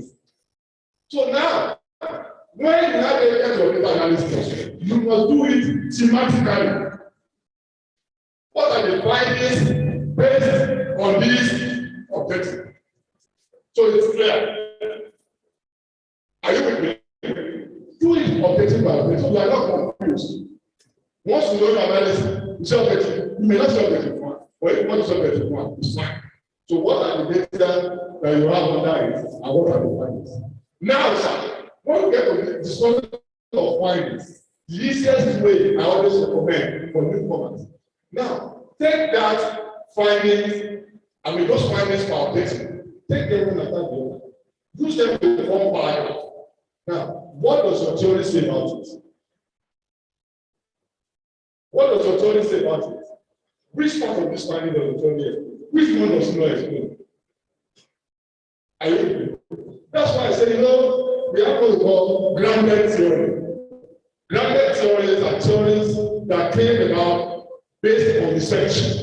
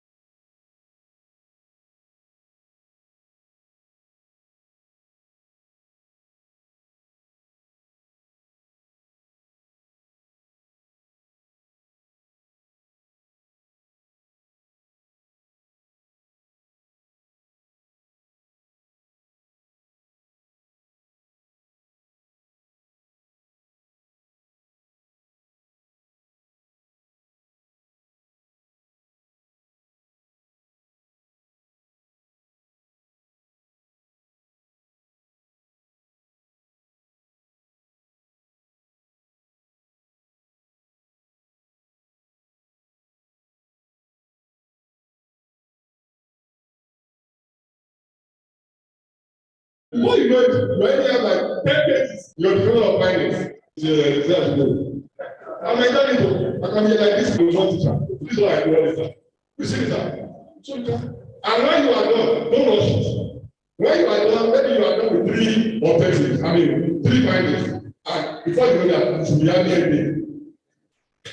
If you are doing this I'm talking about, you should be having nothing. What do? You just take it. Take nice stone or fish. Or you watch La Liga. Or you take a stroll, finish tomorrow, come back, the brain is already set up. Continue like that. Okay, sir.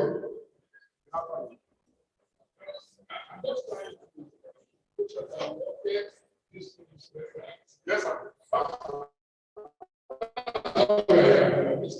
What happened I visually observe is that people don't calculate that what's the fault in people.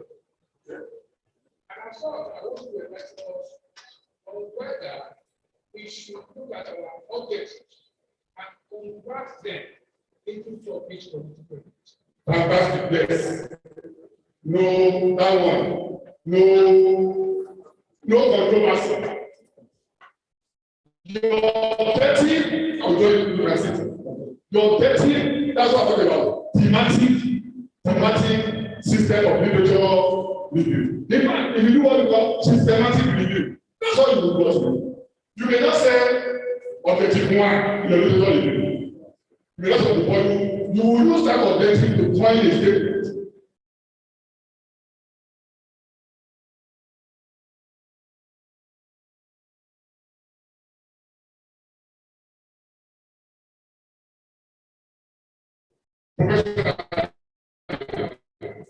You use that objective to coin the subjective. Don't forget, any finding that offer finding. Offer is called offer finding. I don't want an offer. It's not going to have in research. So everything, sir, and in the so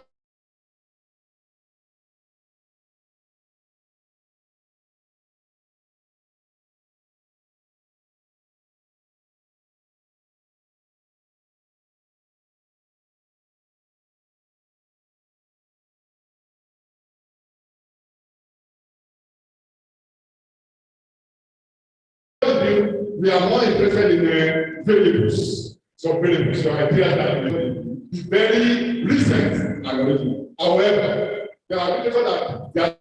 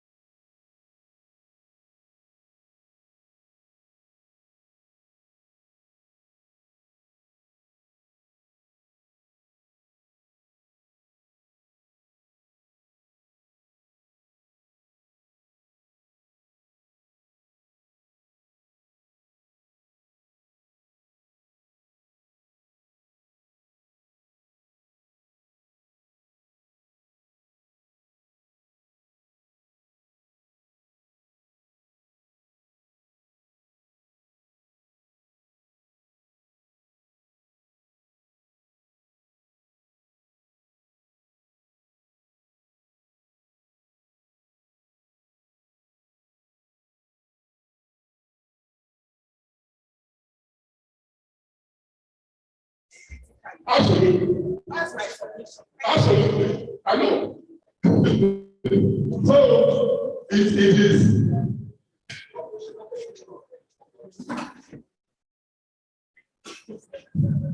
I see that it's critical engagement of digital. That's what I see. Yeah. So I think that's the point. That in English, I don't know, in English and humanities, that's the way it goes. But the logic are essentially the same. That's just what I'm saying.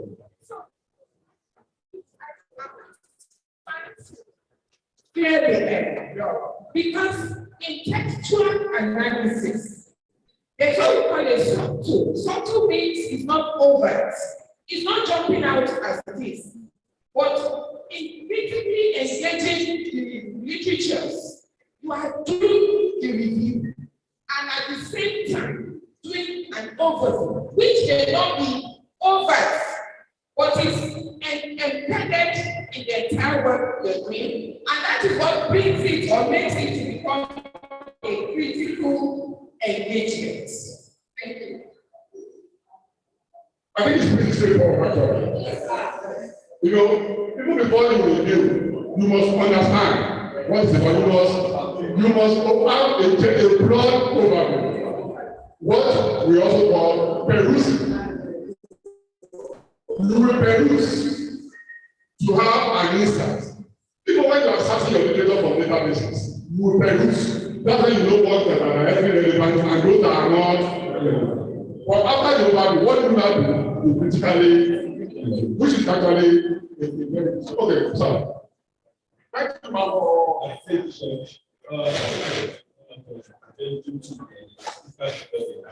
actually the citing of references and discussing of thoughts. Is it important when you are discussing the whole family, not starting cleaning it with the references of the like say this finding is in tandem with other in our 2012 that so thank you very much, sir. Thank you very much for the question. You know, it's like this. You know, that's what we call it. Research is systematic. What does that mean? What does that mean? It follows laid out process and procedures. In your chapter 4, for instance, you will introduce the chapter. I said, this is what I want to do in this chapter. Then you will have data and results.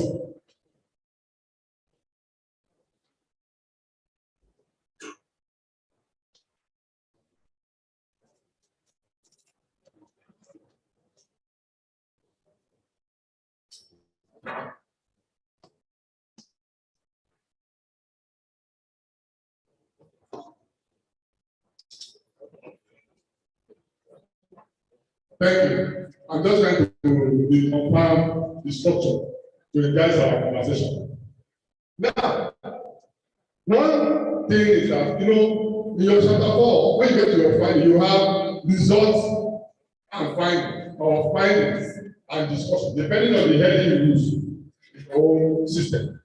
Now, in some universities I know, they use results and discussion for chapter 4. Now, we believe that normally you will do some characterization. If you do questionnaire or idea, we believe that you will do your sociodemographic analysis. Then you present your findings or result objective by objective. At the level you are presenting your findings or the objective, you don't need to cite. You are not citing. I'm only saying that I'm going to build an interview, for example, 10% of female, 20% of male, and 80% of both. You know, and like that, okay, I found that 200 people do this and that. that you don't need to cite it out. You are telling us what you are going to review and what you have done. Or you interview bankers on turnover and the rest of their productivity or manufacturers. Shares of manufacturers, 90% are from Nestle, 20% are from Wanko, and the rest of that. It's your finding. And what in terms of the consumer behavior, it's over that many people getting together to go to ShopRite and 20% to go to open market like that. You don't need to sign. However, when you are rounding off that chapter, there is a section for discussion of which is compulsory. It's compulsory and it's the most difficult part of chapter 4. In fact, among the most difficult part of the thesis itself. But that's when we now test your capacity in literature and theory. And many people don't like theory.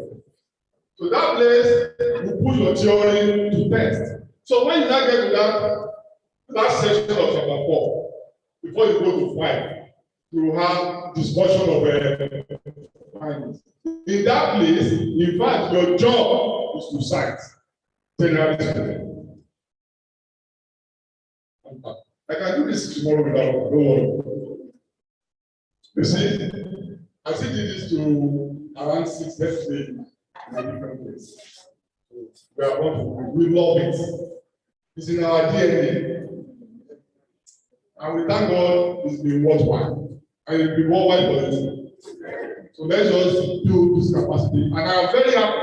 You are a fantastic audience. Please, a round of applause for ourselves. I've not seen somebody sleeping. I've not seen people running to the toilet. Fantastic. And I'm enjoying. That's why I'm excited to fire out. Because I see we are meeting. So, sir, when you now get to that discussion, that's when citation begins. To show us what we have done and what we will do at the rest of it. In general, social sciences system. So that's about that. And so I think so. Before we break for, we are going to break for lunch. We told me short lunch in about 10 minutes. So let me just run through it. So methodologies are another very important area. In fact, it's very important even in humanities and social sciences, because we want to understand how did you do what you did. And I must beg you, don't let them arrest you from your methodology. Immediately, they scatter your work for methodology. That's it. In fact, PhD is awarded on the methodology. That's what we call it. PhD. Doctor or because of the methodology, you are going to philosophize. That's why I always have quarrel when I read thesis and your methodology is just like 5 pages. Maximum I've seen of recent 10 pages. In a thesis of over 200 pages. It just shows that you are too casual. That's a common language I use when I review thesis. The last time they sent me a book that they want to publish from a research. They said to me they are independent reviewer people. My major comment was the fact that the authors were too casual. And you cannot be casual with science. The beauty of science is depth. Depth. That's why some people they do what we call longitudinal studies. You know what longitudinal studies do? Studies you can do for many years. 10, 20, 30, 50 years. A single study is still good. Some they monitor children from the day they were born to pregnancy, and they monitor them to adulthood because they want to be sure that their findings will be valid and reliable. And what makes your findings to be valid and reliable is your methodology. What is methodology? Methodology is the science of the method. Methodology is the science of the method. The method simply means I will do textual analysis, I will do iterative analysis, I will do ethnographic study, I will do narrative analysis, I will use differential statistics, I will use en vivo, thematic analysis, interpretative phenomenological analysis, some methods. But methodology talks about the science, the logic, the justification of the method. You want to use cross-sectional survey, or I want to use ethnographic design. Why? Madam, I want to use starter. I want to use this kind of analysis. Why? You must answer. That's why we have our methodology is so shallow. You have to justify. Why are you using starter? Why am I using SPSS? Those are the names of software. I'm sorry. Why are we doing your analysis manually? Why are you not doing it using the software? Why are you using Excel? Why not using simple Microsoft Word chat? You know you can do some elementary things there. Why are you using SPSS? Why are you not using Excel? Because most of the things you can do in SPSS, Excel can do. Am I not correct? Excel can do. In fact, if you look at the interface of SPSS, it's spreadsheets. Only there's some advanced analysis, Excel will not do. But most of the analysis we do, Excel can do. In fact, for me, Excel has the best chart interface. If I plot graph in SPSS, I export it to Excel. Excel will give me more options. So we have to justify. So don't forget, as we pray for lunch in 5 minutes, don't forget, methodology is the science. You must justify. That's why, yeah. Okay, give up. Madam, just the put it. I'll tell you. That's why most of us, when you read our methodology, we are very casual. I went to this, I visited this organization. Why did you use that organization? Why? Okay, I'm doing cross-sectional study, I'm doing comparative analysis, I'm doing survey. Why? I'm sampling 10 people. Why? I'm going to Lagos and not Port Harcourt. Why? I'm going to use 5% assistant, not 20. Why? Why not 100? I will collect all the data myself. Why yourself? Why don't you do it? Everything, don't forget, you don't take anything away from there today. Take away that methodology is the science and justification for the evidence. And every statement you make in your methodology, you must justify.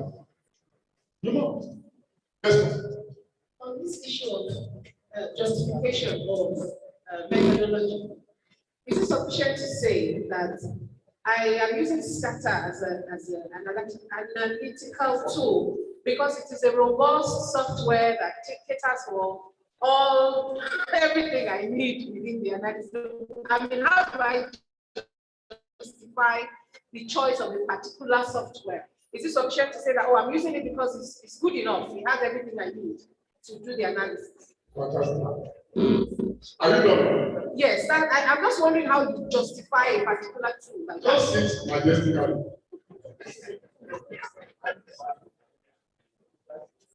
If you want to justify that way, you compare Starter with other software. Because there are many softwares in line with Starter. SPSS is there. Statistical Control Science. Excel is there.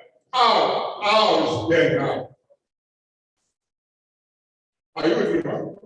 You justify and say, I'm going to use this Starter for this story because Starter is start from your language. It's a robust package. So what makes it robust?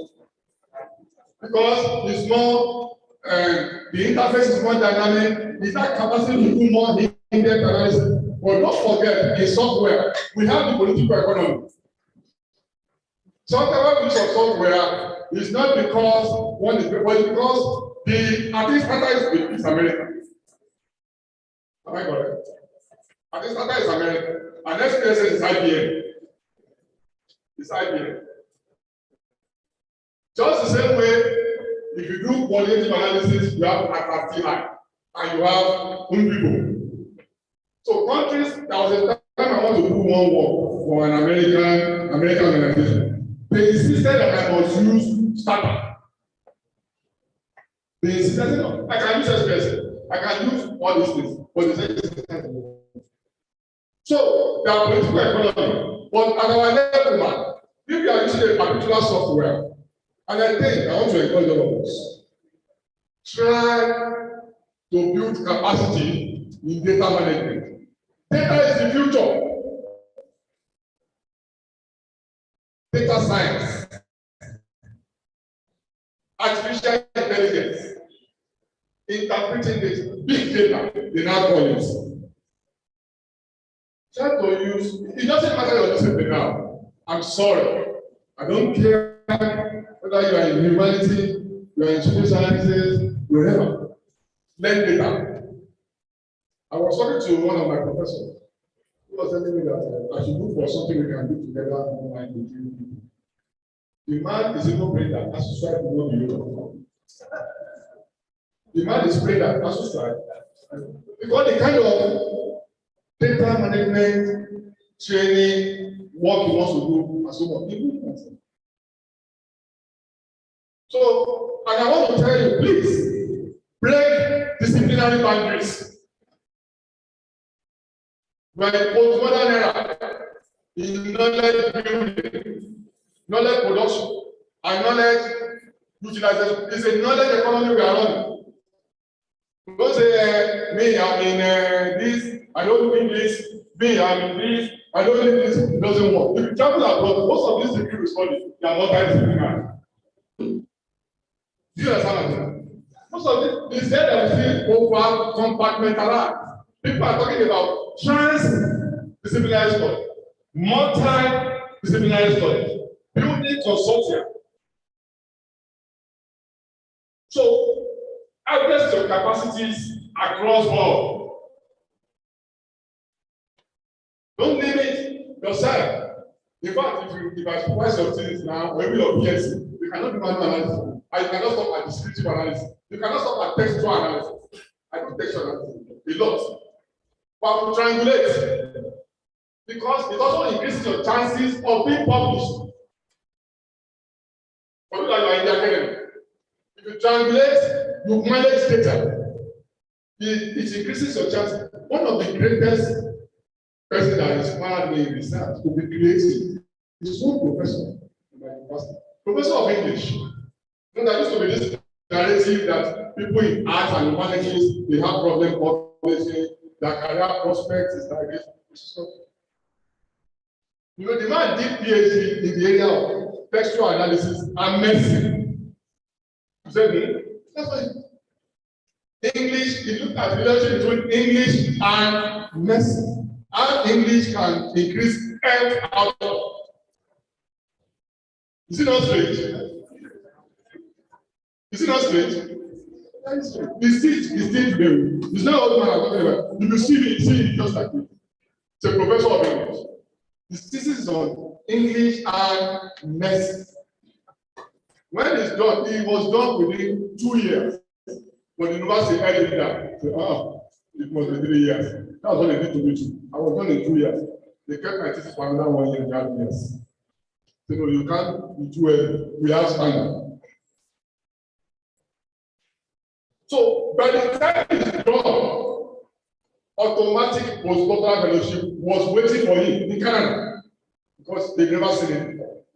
New methodology, he brought social science methodology into humanities and then take it to medicine. Can you see the other? And he became a professor before he became his supervisor. You don't know that in the academy, overtaking is allowed. Anya, you know that in the academy, overtaking is allowed. It's not years in service, you. That's the danger of our career. It's not years in service. It's productivity. This man published it. He published an article in Lancet, Google Lancet. Lancet is the #1 in medicine, and it's a nature journal. He published in Lancet the old university creativity, thinking out of the box. So we can justify our instrument, our software by comparing. Why are you using startup? Why not express it? What is the definition?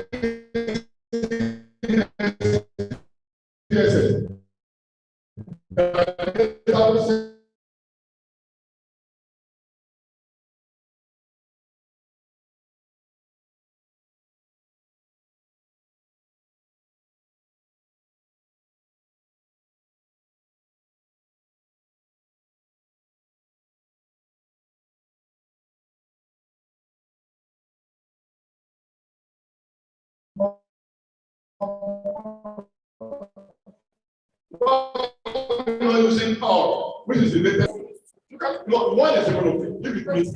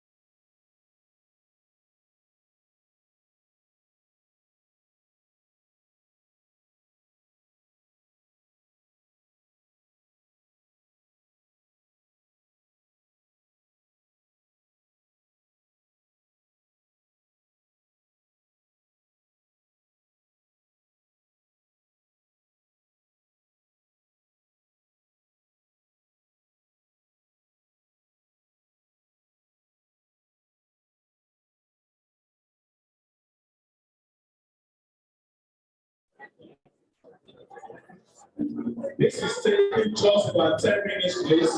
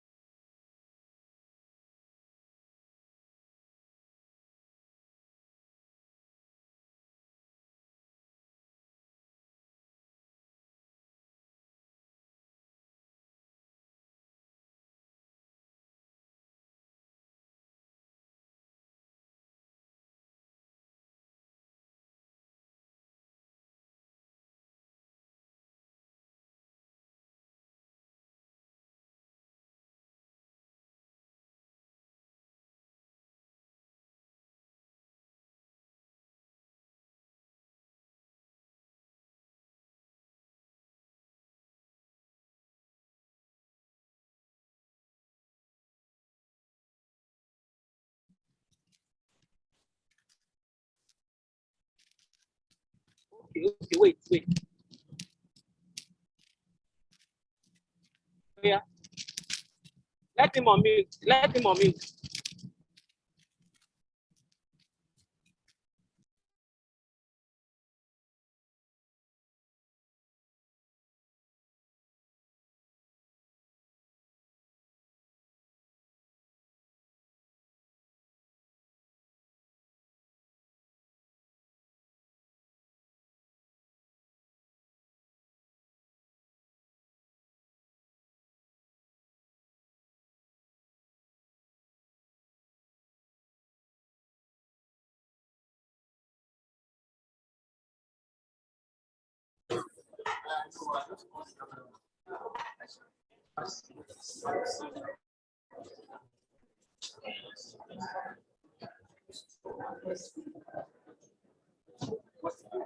Okay, within the next 1 hour, 45 minutes to an hour, we want to continue from where we stop.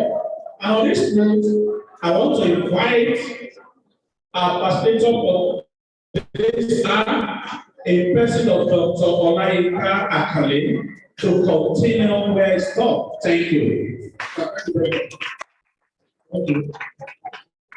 Well, thank you very much for being with us this morning. And we say good afternoon again to everybody, including our online participants. So this session will be rapid. We want to be rapid this time because we don't want to take too much. One, I also believe most of the things that we are supposed to be talking in methodology, discussion, we are actually talking about the somehow in the rest of the discussing. So, I don't because of time, I will be people. And again, for us that we are in the academy, I want to talk about academic publishing, really academic publishing, because eventually the all about this methodology we are talking about research methodology. Sometimes the output, academic output, usually are reports and scholarly published. Maybe in journals, in books, particularly international. So please project like methodology basically, like I said, the science of the everything must be justified. So usually we start from research design, which research design are we like maybe like a building plan. Research design is like a building, it's like a plan that you want to use. If you are doing survey, you can do cross-sectional survey. In the sense that you are surveying different and concurrent. Then if you can do ethnography, in which way you are taking just a context and explore. So also depend the discipline you have. But another very important one is a research setting. This is where I want to make some emphatic statement. Research setting or study area. The emphatic statement I want to make a research setting or study area. Some people say the study is located in Lagos. Lagos is latitude 70 degrees and 78 degrees. That is not that place is for. What we use in research is that we call it problematizing the setting. Problematizing the setting. But as much as we can describe the geography of the place, much of what we are interested in is what is the problem that is driving that what is the place that is driving the problems. What is in that setting that makes that place appropriate for this research? It's not because it's a latitude 700 degrees, 300 degrees. No. You can mention it, but that's not the main. The main means is that why is this place the most suitable piece of this place that is showing up this study? I want to do a study of those people are not the the whole environment is high school. So when you want to go and do it where they have heat, and they just want to drink, I mean, do such water. Are you with me? You want to study insecurity and insurgency in Nigeria. And you are teaching about as a great study. You got to my people or Bosa or Obama or Sambisa. But that is where the thing. So that's very important. So the reason for the justify why you are doing it, not just to talk about it. And triangulation, this is key. We usually recommend that you combine your methods so that you can have credibility. You can say, I have looked at this problem from this side, I have looked at it, I have used questionnaire, I have used in-depth interview, I have done text analysis, I have done key influence interview. I have done participant observation. Therefore, I have covered sufficiently every area of this research. So your research then becomes validated and credible. Somebody says, for example, you do something and you say you do question. And we have problem with it. You can simply tell you that the questionnaire will only give you the figure. And you don't explain the figure. 30% say they don't like, for example, central government. Why? President cannot answer that. President cannot answer that. Until you dig down, maybe you do in-depth interview. And we also use sequential approach in the sense that you can do a questionnaire first. When you combine this, you can then do to explore some of the issues. No person will give you the solutions. And you can do your qualitative method. Qualitative, you can do your interviews to give you an idea of qualitative. Now we're talking about qualitative method and quantitative. But it's always better to triangulate. I wish better. So it gives you credibility and quality.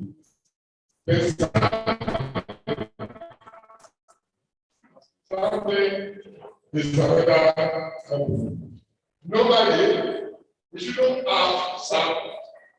We should normally do census. Census is when you study the whole insurgency and insecurity in Nigeria. Normally, you should do all the participate from the negotiation. But you sample because the sources are limited. The sources in terms of finance, the sources in terms of time. Don't forget to talk about smart or deficit. In terms of smart time, in terms of finance, the standard measure, the most valid way of putting this standard is to be 10% of the total population. That's it. Normal. Ideal. The recommended ideal in sampling is 10% of the total population. In fact. Okay? For something, the 10% is still too. You cannot afford it. Can you take 10% of Nigerian population and do it? As of today, Nigerian population is about 460 million. And last projection, that 260 million, growing at the rate of 2.6%. Yeah, explain that. Explain that. For your Nigeria is 16%. With a growth rate of 2.6%, that's the highest in the world. Nigeria has the highest growth. So if you take 10% of 2.6, can you search out your PhD? Where you get it from? Therefore, you still need to sample. So we are proposing non-probabilistic. That is, you just pick the sample based on your desire. That's what we propose. Some call it purpose. It's not purpose. It's purpose. You just pick it. But you cannot do that usually acceptably for quantitative. It's only usable for qualitative. It's only usable for qualitative. Because you say, I'm choosing these people for positive because they are the ones that have my desired knowledge. By purposive. These are the people I'm choosing purposively because they are the most relevant. I'm choosing bankers to understand labor turnover in the banking industry. Can I choose a teacher? I like to for bank.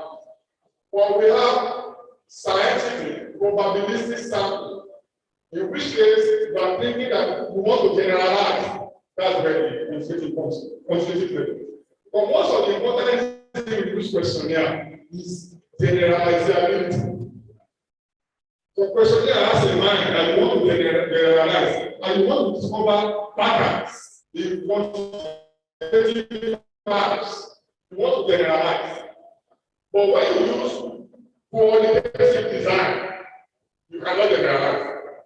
Qualitative is only interested in understanding the contextual situation. You want to think that very well. Because quantitative method, equal high view, equal high method, you know it. People can stay very far in the sky and see. But can they see, can people see the ground as well as edgeworm?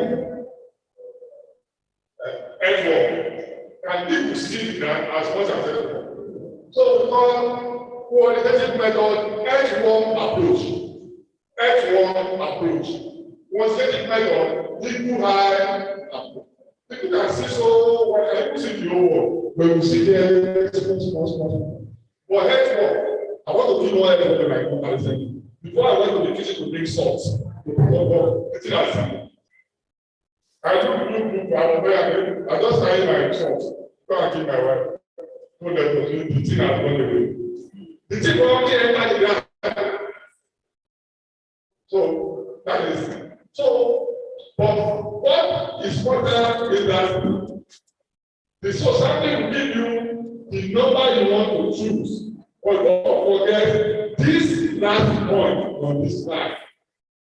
You must give the reason for choosing the number, and you must explain proposing.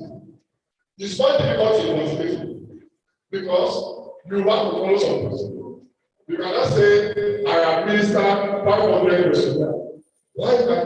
How did you arrive at the 500? I cannot say I told you can say I did 20 in-depth interviews, 5 focus group discussions. Why? It's easier to explain it on the qualitative because you cannot do more. Then you can say the easiest way to explain it is to say you use the point of saturation. The point of saturation. That means what is the point of saturation in quantitative research? Which means I want to do my in-depth interview in this class. Then I want to propose all of you are qualified. Then I start from that area. I administer my interview guide. After interviewing, I go to the next person that is qualified. I go to the next person. By the time I go to them, I will begin to get the same responses. Once we begin to get the same responses, that is the point of saturation. Then you discontinue. Because if you continue at that point, what we have is what we call redundant data. You will get what we call redundant data. I speak with you, sir. I come to madam, you told me something. But when I come to a guy here, I may be getting some things different. But by the time I get to number 20, it's just saying the same thing that Daddy has said, probably in a different way. So the data will become redundant, you are wasting time and you are wasting resources. At that point, you discontinue. That's the point we call the point of sample. But that does not apply in quantitative research. In quantitative research, you must sample and you must do it systematically. What you do is there are different, most of the time, there are different sampling formulas. There are different formula for known population and unknown. The popular one is Yaro Yamani, but there are many of them who can formula for sample selection. Yaro Yamani is like the most popular because it's the first advocate of sampling formula. But there are a number of them, and there are newer versions of Yaro Yamani. And the same formula that will give you population sampling. So for known population, that is when you know the number of people. For example, if I want to study productivity in the banking industry, I'm likely to know the total number of employees in the banks. If I go to the Aisha, so I can get all the population. Then from there, I can use that to calculate the sample I will pick. Okay, to be representative. Don't forget, your sample is the representative of the local population. That means it must have the characteristics. The sample you are picking must have the characteristics of the total population. That's the only time you can generalize. But what Formula will do for you is that it will give you the number you can sample. And usually it's small. Some of the sample, some of this formula will give you usually small sample, or you can begin to vary it. But let me leave, this is the most important point today.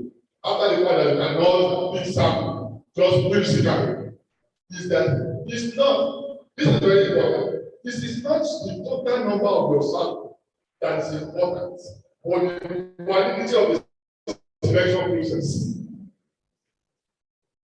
It's not normal. People think that if I choose 1,000 people, my work will work very than choosing 200. It's not true. It's how systematic you selected the sample in your sport that matters. Then that will inform how the representative, that is, how much does it look like the total population. That's what you can generalize. I think the sample is small. Let's say the formula gives you like 200. I will like PhD 200 is too small.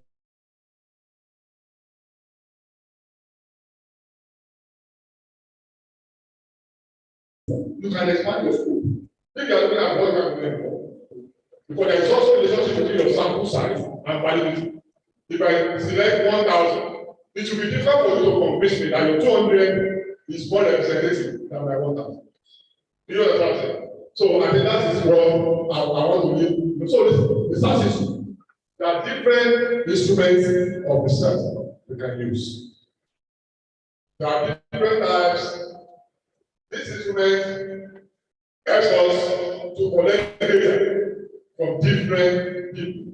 And these are standard. Once we are talking about socioeconomic research,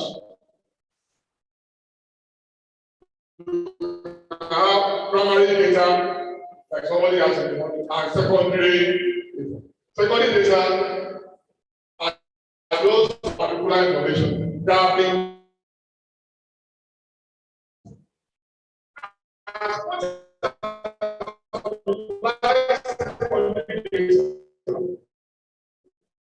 we want primary data because sometimes they will not readily capture what you are interested in because they will get up for different, more accessible. They are more accessible. Some of them databases, some of them engineers. What we also see the quality is triangulation, collect secondary data at the same time. Primary data gives you more coverage than that. So, but I've mentioned secondary data, but primary data you can use your questionnaire, You can use your in-depth interview. Don't forget this concept. You can use your key informant interview. KI. What's the difference? In-depth interview and key informant interview. I say the only difference is who are you interviewing. For them ask question in greater details. They ask question in unstructured way. They are both in-depth. The difference is who are you interviewing.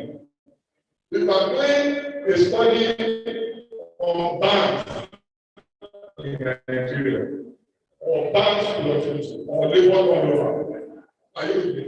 If I talk to the cashier, it's done that in-depth interview. What if I talk to the chairman, board of director of that bank? That becomes key info. If I investigate, if I talk to the constable in a police station, you see, I'm talking to the inspector general of police. So if I talk to the inspector general of police, that can qualify as key, because it's a key person. But if I talk to another police officer in the but this is a question, if you might want to do a research interview, you usually use this one. Most people don't know, they just key informant interview idea. They don't really know this part. That's why I mentioned that. Then you have participant observation and non-participant observation. You are observing that scenario. Somebody wants to study kidnapping. You want to use or banditry. You want to use partial observation. You go and join bandits. Is that a fantastic example? Right? You join the bandits, or you become, you are not able to kidnap you. But that's the way you are shaking your head, sir. You don't want to kidnap you. You realize it's a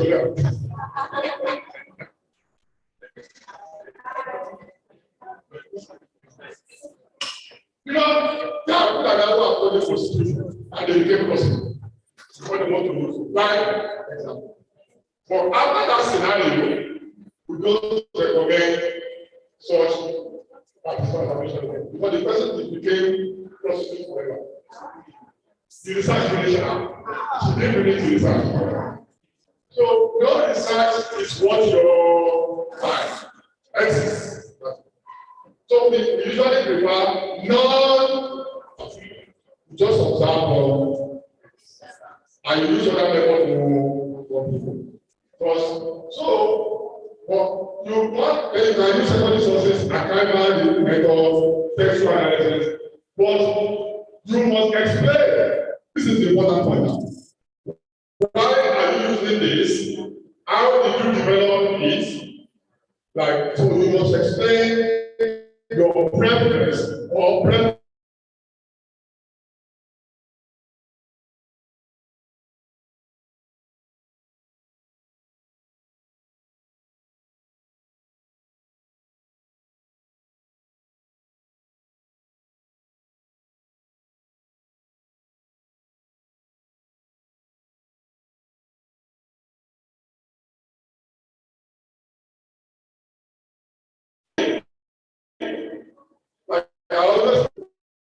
The most preferred way for me to test the reliability and validity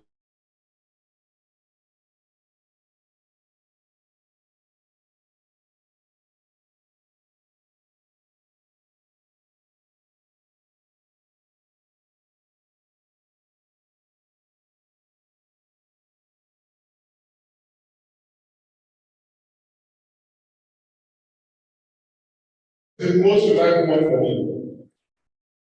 Especially your instrument that you develop yourself. Do a pre-test. Pre-test is the question. Do a pilot study. A pilot study means a mini study. In fact, if you are my student, you cannot do a series on that without doing a pilot. You must pilot. Pilot That means you simulate the environment. You want to do a study, for example, in Abuja, the rule of pretest or pilot is that the instrument must not be piloted in the place you want to do the main research. That's the rule. If you are doing one of my students on a PhD want to do a study in Abuja, we did the pilot in the Bible. You look for identical communities where you can pilot with. You pre-test it. And when you pre-test it, it's the most likely validity measure because it tells you if your variables are correct. Then it tells you if your questionnaire is asking the right question. By the time I decide the questionnaire, I'm asking you a question. You're asking me, I don't understand what you mean. Or I ask you a question that gives me an answer that I did not expect. That means that questionnaire is not well designed. And by the time I collect the instrument and analyze, I see that the findings are totally upgraded with what I want to design. So don't be, and normally, to pilot, this is another rule. This is another rule. When you are piloting, you pilot on 10% of your total sample. When you want to pilot your instrument, you pilot on 10% of your sample you want to use for the main study. If you want to administer, for example, 100 questionnaire in your main study, you pilot on 10 people in a totally different environment. I always tell my PhD students or master students, if you are doing a PhD, by the time you are reporting your framework, and you told people that I did a pilot, people take you seriously. Because you are talking like a professional. Say, I did pilot, in my pilot, this is what I found, it's based on this, I devised my main instrument, in the framework, some of this model will run to. People, your methodology will be revised after your pilots. Then for your pilot, you are already having an idea of what you find in the field, then you revise your methodology. So piloting is very important. Thank you, sir. Please, would you explain this pilot exercise for visual development? Thank you.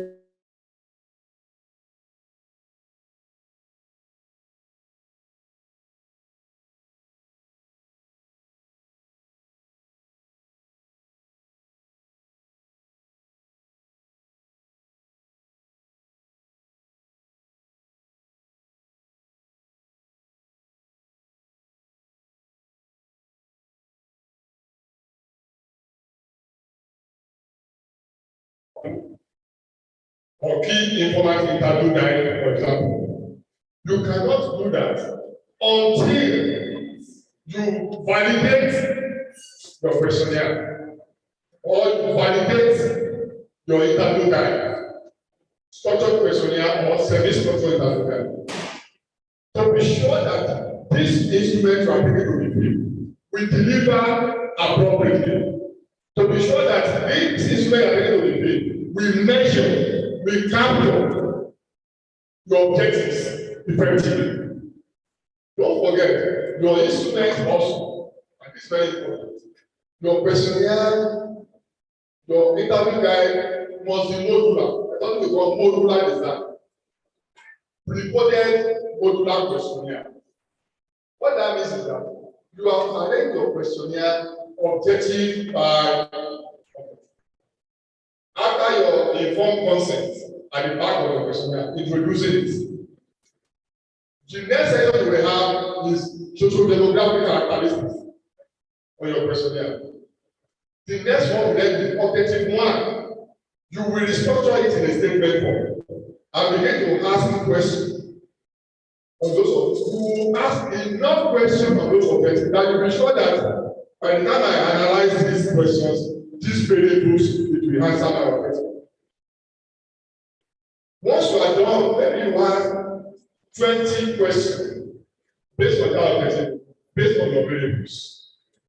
You go to objective 2, you ask questions till you are done with your own objective.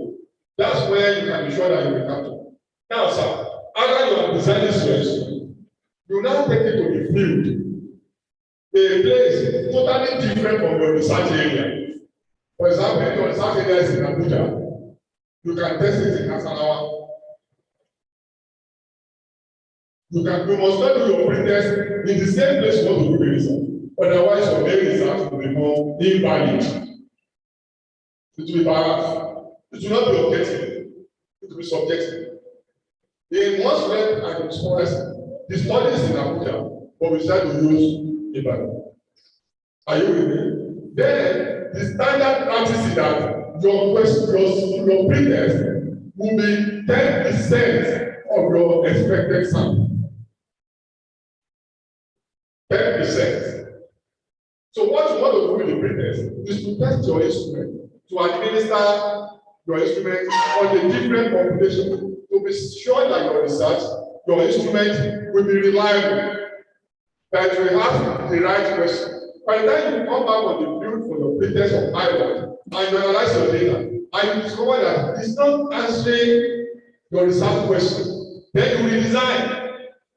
Unlike if you are close to the field, you now return from the field, only to discover that you have played corner to throw it. What are you doing? So the only way not to have penalty to corner is to instead of not starting afresh, is to start appropriately by pretesting. And when you do the pretest, you will analyze, you will write your report, and then in my case, the student will submit the pilot report that will go to together. It looks tedious, but it's the professional way, and it saves you a lot of money. If you need to revise your methodology, then you revise it. If you need to redesign your question, throw that one away and design. Why? Yeah. Do you know that in your questionnaire, you should not have too many open-ended questions, because it will be difficult to analyze. It will be difficult to analyze when you have too many open-ended. So you need to have close-ended. Your pilot will help you to close your open-ended question. So by the time you are coming out from the pilot, they will like give you some responses to your open-ended questions. They will like give you. Then you can now use the responses for the pilot to now redesign your questions to bring them close. That's another objective of pilot. Because if you read a questionnaire, you say that most of it open-ended, I will tell you, you are not going to get it. Because that means when you now get your software, you will start to decode, you will be decoding, and when you are decoding, you cannot be asked if you are close together. So, did I answer your question? Thank you. So, data analysis. This is very important. Your type of data must determine your type of analysis. If you are collecting qualitative data, then you must analyze qualitatively. If you are collecting quantitative data, then you must analyze quantitative. And nowadays, there are softwares. We thank God for those who have developed softwares. Sometimes it goes in the past. People your questionnaire is analyzed manually. Your boss design code will be doing over. But nowadays, if your questionnaire is well designed, it's pre-coded. You don't need a code book. Simply give it to data entry file. You'll be entering the questionnaire on the XPSS directly. So there are many tools, softwares. You have Stata for questionnaire, SPSS, R, you have PUB. Even there are some that Microsoft Word can do for you. But we prefer to start for themselves. Depending on how complicated your objectives are. Talking about justification, you don't just pick a software. You understand your objectives. You understand your variables. It's the complexity of your variables and your objectives that determine the software you use.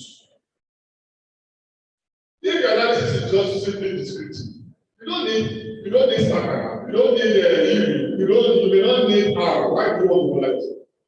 If it's just descriptive, I said frequency distribution, you need variant analysis, or even bivariate analysis. Not to constantly, you don't need so much of editing. Excel can use people. But here, our information is this part of the world. We believe that the more difficult, the better. It's a lie.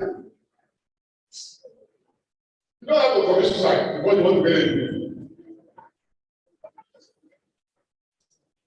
Here we believe the more difficult, the better. We complicate it. That's why I must apologize to you. Academically, we believe that the more difficult, the better. The more respected. If frequency distribution answers your question, if by doing analysis, simple cross-tabulation, but I'm not telling you to be lazy. I'm just saying understand what you are. Anyway, if you are doing lazy, and then you want to talk about it, it's a lie. We must go to multi-grade impression. Because of keep testing, if you do debate, how many men, how many women, how many said no, how many said yes. We are just voting. They are very good. So then after we have to get to cross-tabulate. What are women saying? What are men saying? What are the married saying? What are the married saying? After that, we now go to another level. Go to multi-grade. And say, okay, among the women, which category of women are saying this? By age, by economic status, by ethnic group, by years of marriage, by education, like that. Until we dig down, don't worry. So, thank you very much. Let's have yes, because sometimes that's a good thing at times. Because human beings really want to know. Sometimes they lies. For example, to ask this audience, no, we have sex like that. Maybe one or two. We don't know. Yes, we don't know. For the map that you can tell us, actually what I read. So sometimes I always have that because sometimes the patients yeah, I agree with you. Actually, the question is that sometimes he has a determination about qualitative method. Because when we quality can have subjectivity and sometimes, but you know, sir, that subjectivity is actually the beauty of quantitative. That subjectivity, because quantitative, objective method, or qualitative, subjective, it's actually the beauty. If I didn't know that line in that result is data. I ask you a question about the matter and you lie. You know the data. How many times? Why do you make a lie? Is it that they are afraid of the environment? Am I interviewing him in the presence of his friend or his wife? And I'm asking a question that the wife was not know. We did a study some time ago. We are asking the woman about infidelity, and the husband is there. And you want to read? See your answer.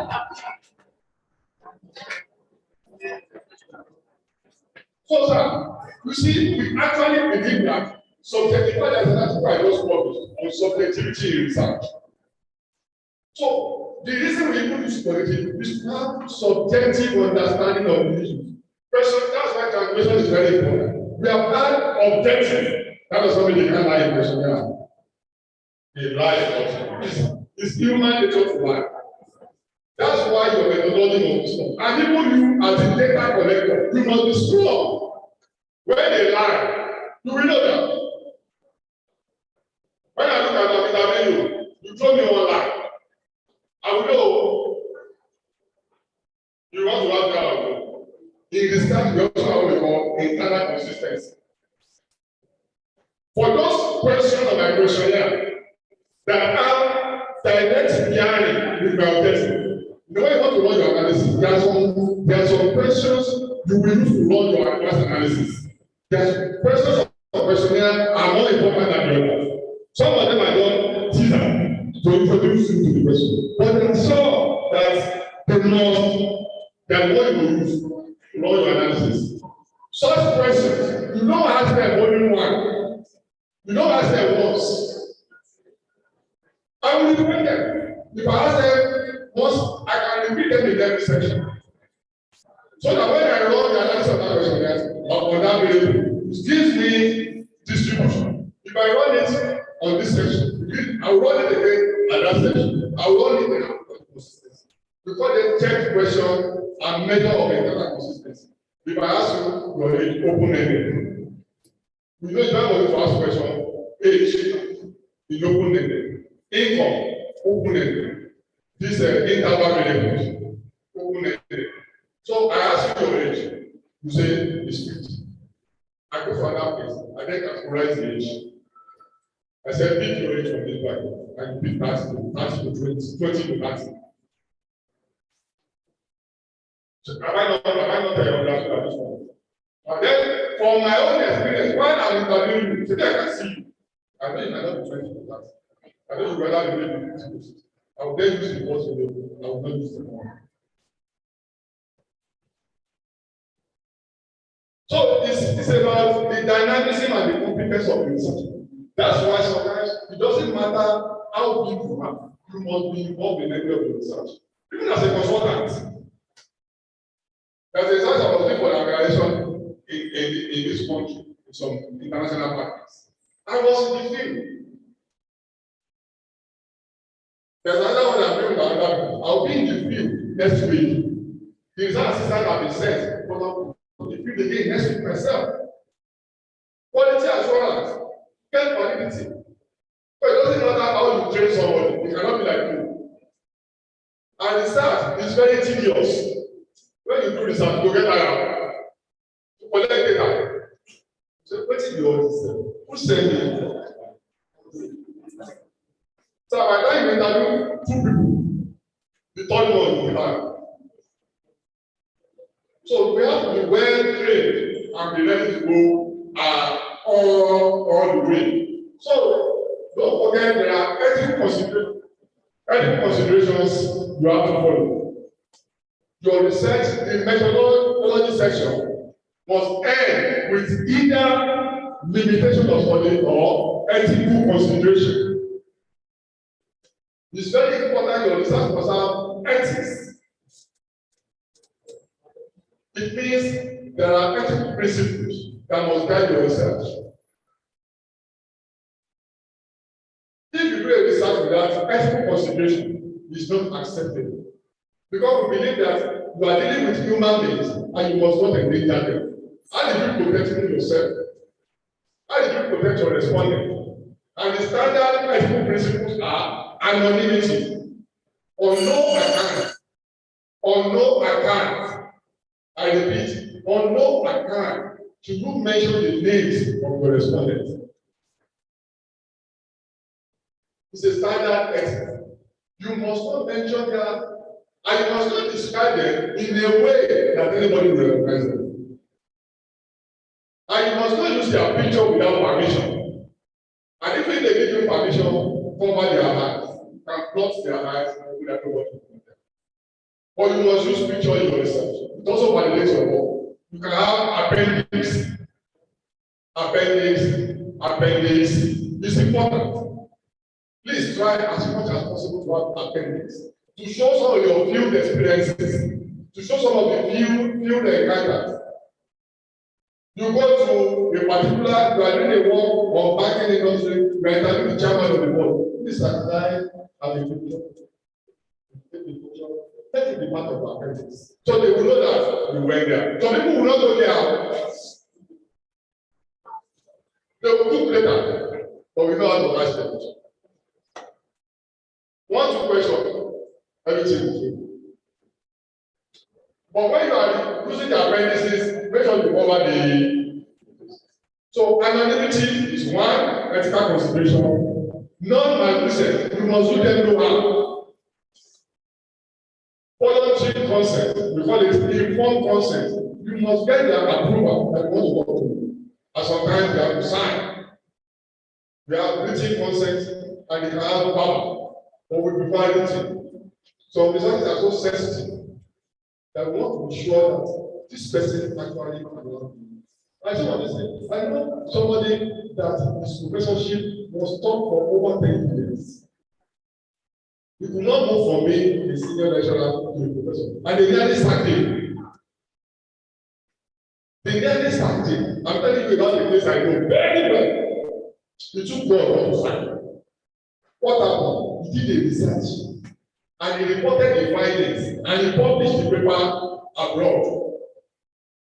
Now, the people abroad, they became interested in the research, in the findings. Because the findings negated the existing knowledge. I know they got interested. This finding is new. But before they can take it forward, they will investigate to be sure that your methodology. Now they wrote to the university where the lectures and said, there's this research. They didn't even write the issue. So they should be covered. They just wrote to the vice chancellor. I said that says, oh, you go level. And this study came from the university and we're very interested. We would like to hear from the author and the research processes. Until it's better, the person you get you understand? Now, a simple question: can we have, because it's human sciences, can we have the informed consent of the interviewees?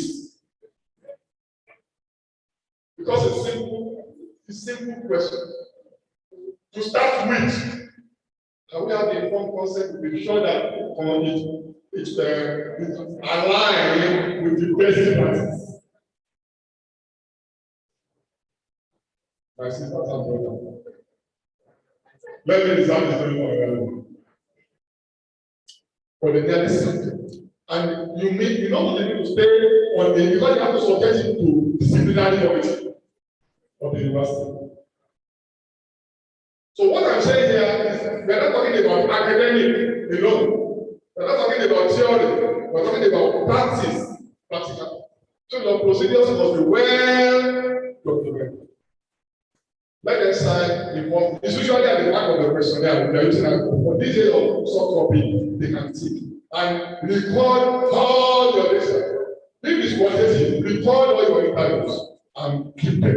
For 10 years down the line, questions are. I don't want to be able to do the best.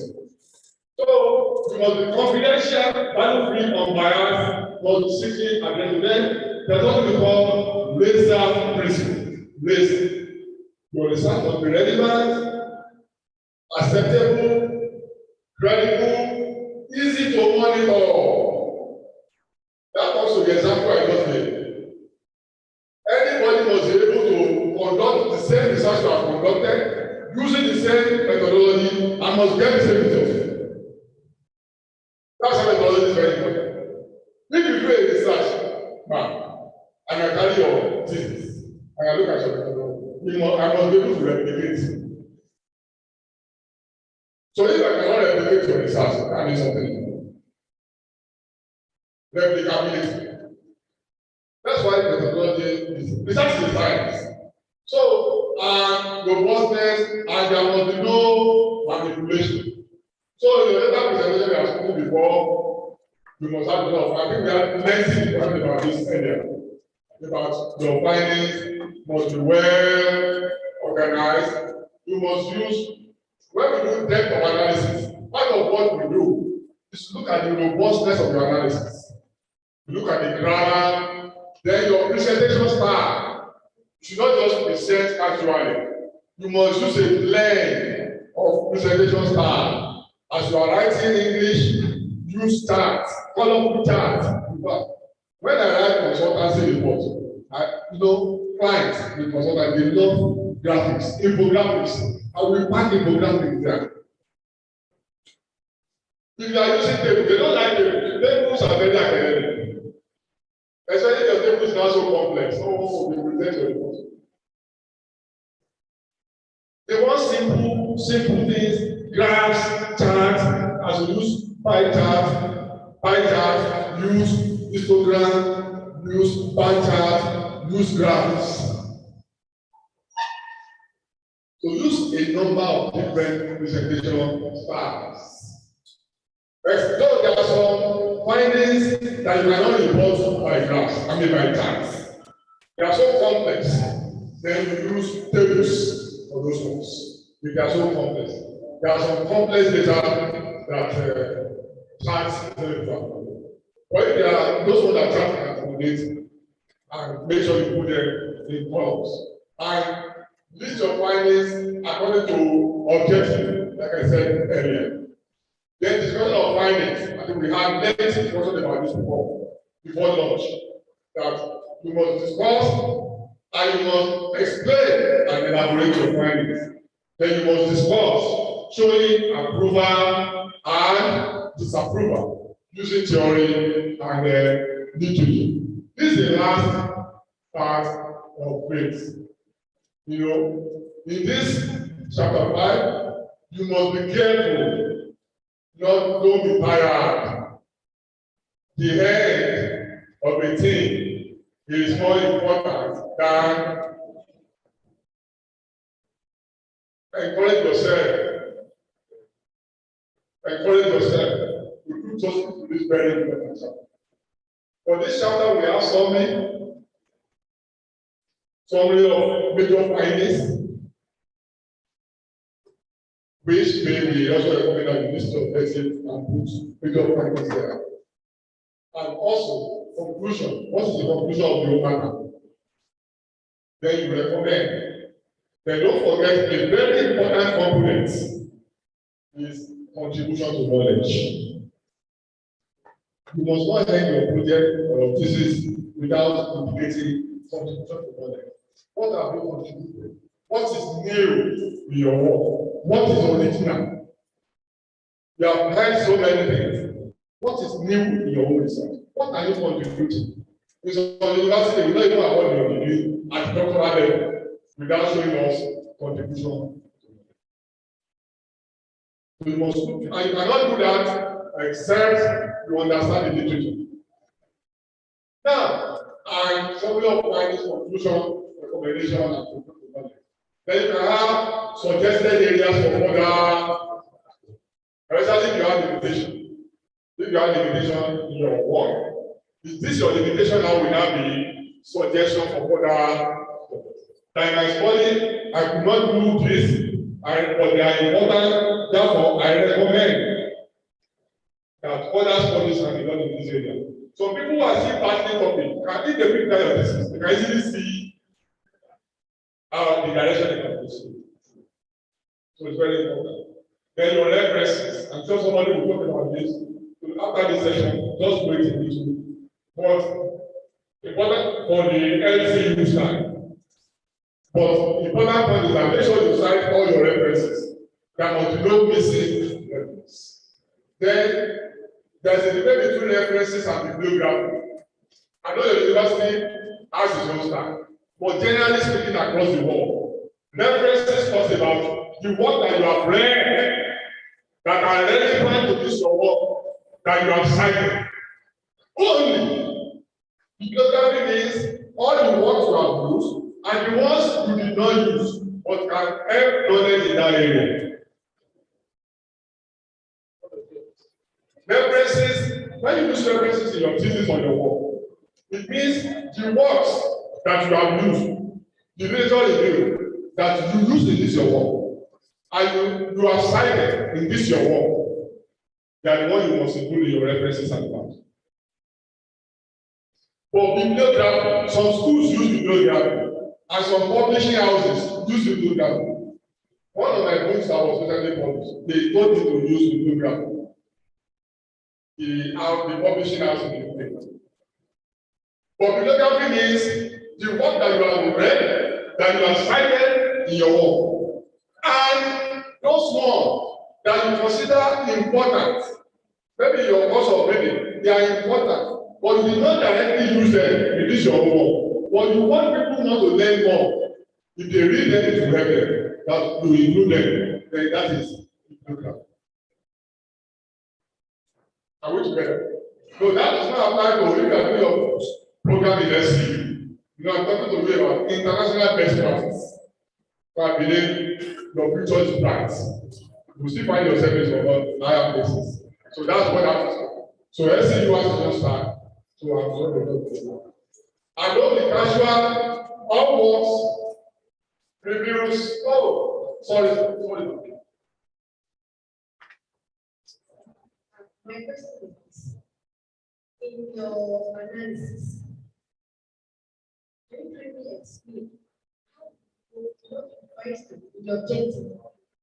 You may have like three objectives. The first one to examine the effects of systematic implementation of regional performance, and second to determine the impacts of something over something. The third one, what is the relationship between one thing and another? When you how do you know this thing, the tool to use in analyzing for impact or effect for relationship? Very easy. That's why your capacity in data management is very important. That's what we call levels of analysis. Are you with me? Your analysis you want to run, get the the analysis you run. That's why I was saying that definitely the bottom line is univariate analysis. Frequency distribution. Then you go to bivariate. Are you with me? To know to also further explore. Then you can use, I'm just talking general. Then you are using SPSS, you can do chi-square. Chi-square will give you only relationship. Then from there, if you want to, depending on your variable, you can do ANOVA, analysis of variance. Then if you are comparing groups, you can do t-test. T-test will tell you relationship between, then if you are looking at impact, that's another high level. In fact, you can also statistically strong. I tell my students, don't use the word impact in your objective.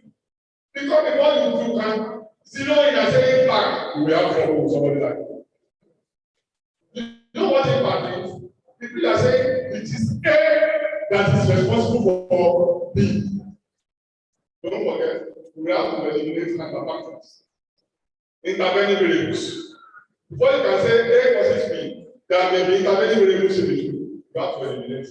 So I prefer to say relationship or influence or something, but nothing. Because impact may be true. Higher level, in fact, you may have to go to a econometrics. And I don't know what can do econometrics.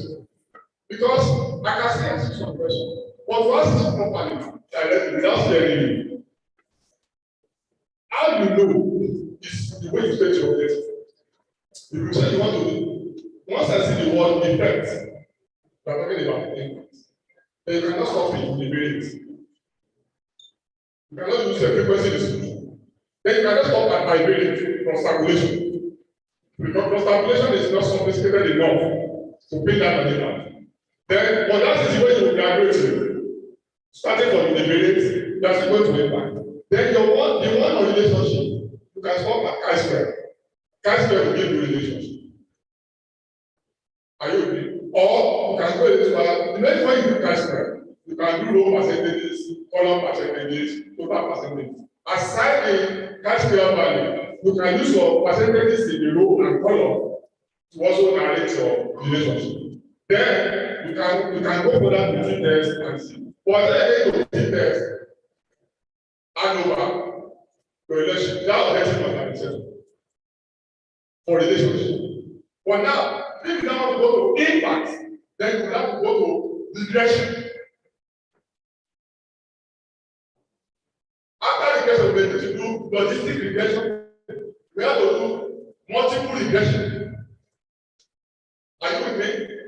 If you want to run correlation analysis, where you can say this impact is so significant that when X increases, Y also increases. You can even say direct and indirect. But when you are running regression, logistic, multiple regression, then you can answer the impact. So what the time analysis you run is the objective you want to measure. And the level of analysis that will not give you the answer. So normally when you want to set your objective like that, you start from the simple to the complex. The objective must also be logically arranged.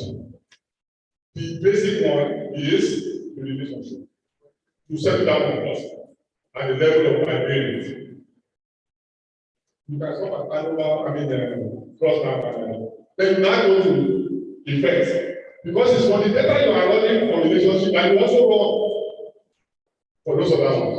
Except you have different ways of measuring them. That's why you get to impact. You must have stated the objective to measure impact. And you must have put the question and variables that you will use to analyze that impact in your question. Because you must have data to run. And that data must not be nominal. You must not be ordinal. You must be interval. What are they? It's one. She took us there, so we went what's happening. You have nominal, you have ordinal, then you have interval, you have ratio like that. So you cannot use ordinal variable and nominal variable to run impact analysis, except you want to do it. Don't shake your head, it's just.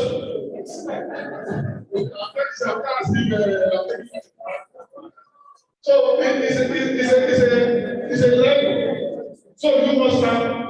That's why I say, oh.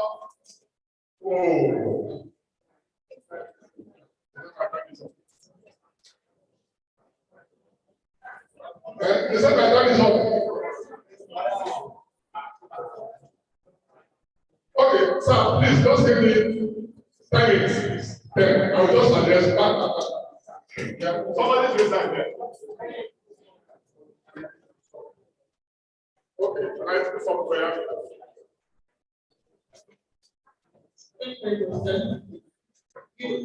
While you are talking about ethical consideration, you mentioned something on the voluntary consent.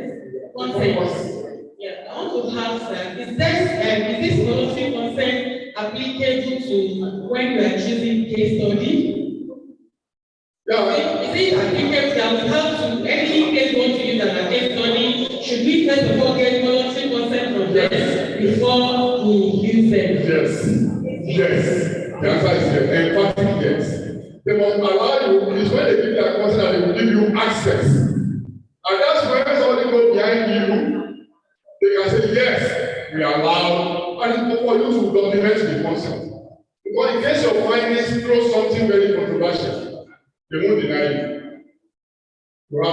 Then softwares are tools that we use to analyze our data.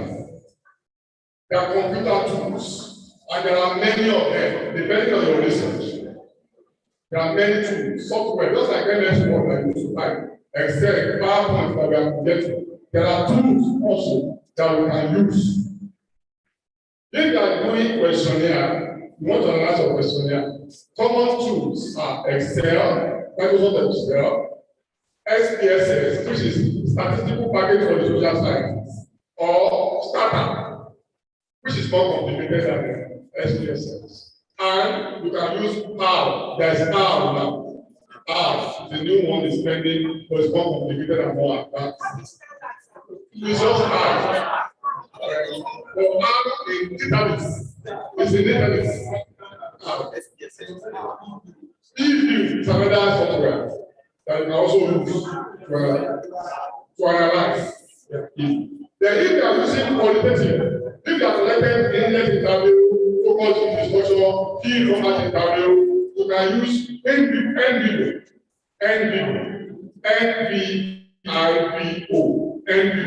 or you use Atlas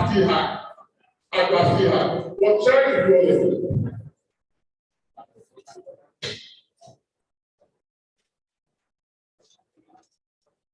On the screen.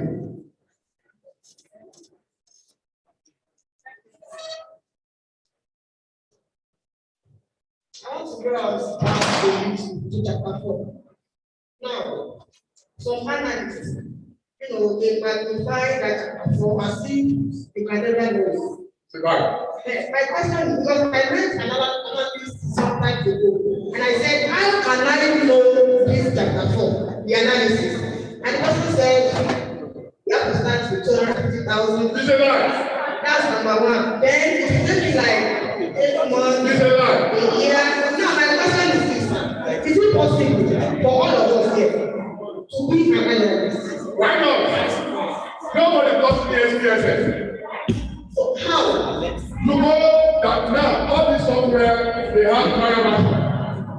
Analysts say you can never know because you don't be here. That's why it's used to feed. If you know it, they are not a customer.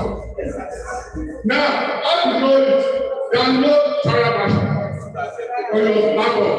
Don't be scared. If you can use Excel, you can use it. If you can type, you can use it. There are no trial version. Then you can watch YouTube videos. There are seminars that have been done all over the world on these things, step by step.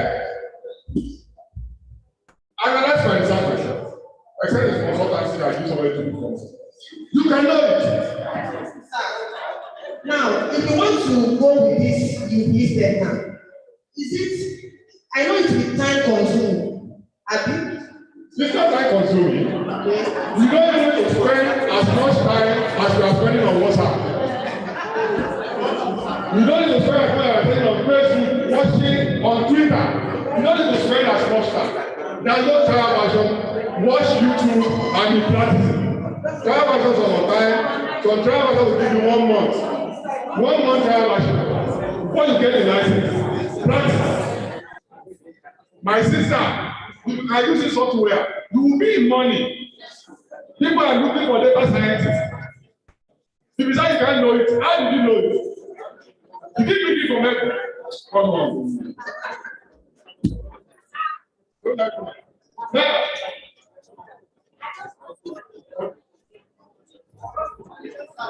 it's not wrong. No. No. It's not wrong. Hello. Hello. Hello. Hello. It is not wrong to give an analysis of it. But I always recommend analyzing your data yourself. You are the one that knows the logic of your variables. You are the one that knows there are some certain things about your project that you only want to know. Analysts will just give you figures. Sometimes they run the data upside down. Also, many of them don't know as much as you think they know. They are just scammers. And they play on your own ignorance and scammer your data for you. And when they analyze for you, you are still the one that will interpret the data. Also, I believe in capacity building. Capacity building. After my PhD data analysis, I want to be analyzing at a fee. I want to be analyzing at a fee. I want to use my own project to train myself in data analysis. There is a job in Nigeria. People make money. Don't tell me there's no money here. Money is here. I know people who are returning to Nigeria. My friend, look carefully. And build skill. Nobody buys certificate anymore. It's skill that people are buying. If I have work to do, a PhD can do it. Why do I need a PhD on that woman? If you have a PhD, you can't do nothing. I have a PhD holder who can do something. I give it to that guy with PhD. It's not certificate, it's capacity. Come on.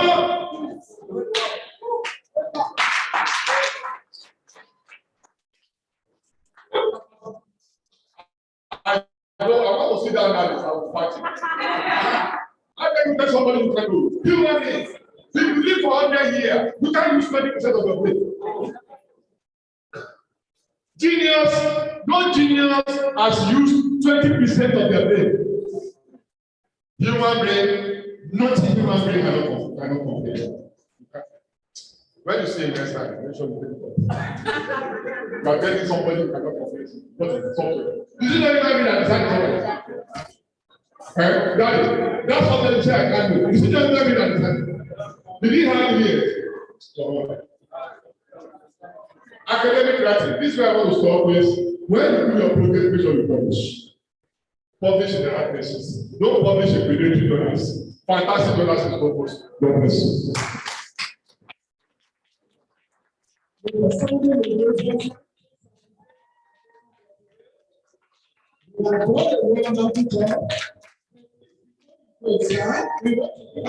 To our online audience, please.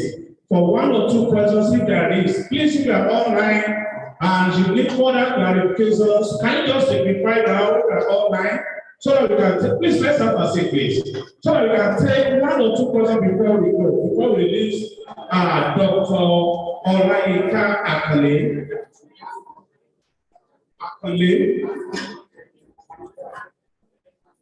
Media? None. Okay. In the absence of none, I'd like to call on Dr. Abiodun Onamusi to please come forward and present our facilitator for today.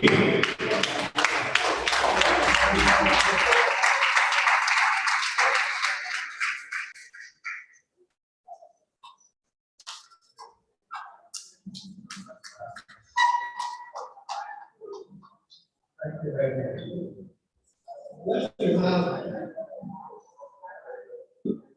When you have a teacher who understands research, when you check his Google Scholar profile, he has over 1,100 plus citations. That's a lot.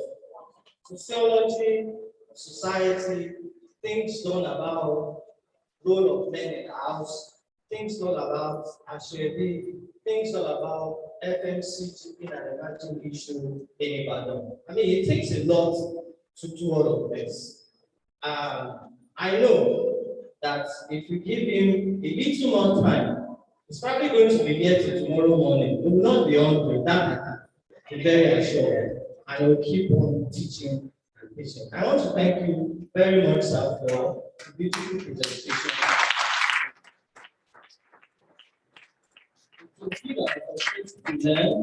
And I thank God that our students are here, seeing that some of the things we teach you in class, it didn't drop from level. Research, as I said, is one. Our approaches may be different based on where we're coming from. University design, university affinity, university bias, all of this come together, okay, to make us do what it is that we do and how. I also appreciate the response as to where analysts are not learning. That is absolutely right. There's a software Smart Fearless that does structural education modeling. Now, I didn't learn anything. It was just YouTube video. And what as rightly said, I mean, you can learn so much from the University of YouTube as against watching the video about comedy or sing or Nollywood and all that. The same amount of energy that you use, okay, in doing all those cyber loafing. If you just spend all your time, okay, on YouTube, interestingly, some of the theories that are propounded for us, okay, I mean, for knowledge, so to say, you have those people who have propounded it, the scholars, they're online. Take, for example, Potter's theory. Potter is on YouTube. Now, I can't teach you as much as Potter would, but if you listen to Potter, you will understand the narrative of the discussions that we have there.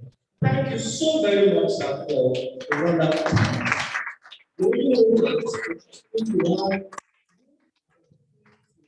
To converse with you and enrich our research capacity. Thank you so much, sir.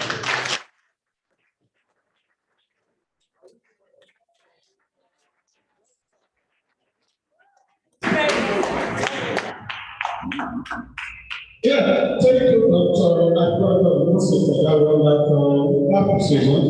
Okay. Yeah, we are going to forward. At the end of this program, we send to every participant the material for this training. Everybody will have a copy of this. Yeah, thank you. Yeah, on this note, without wasting much of us, I believe we are ready. And the time is not wasted. Okay.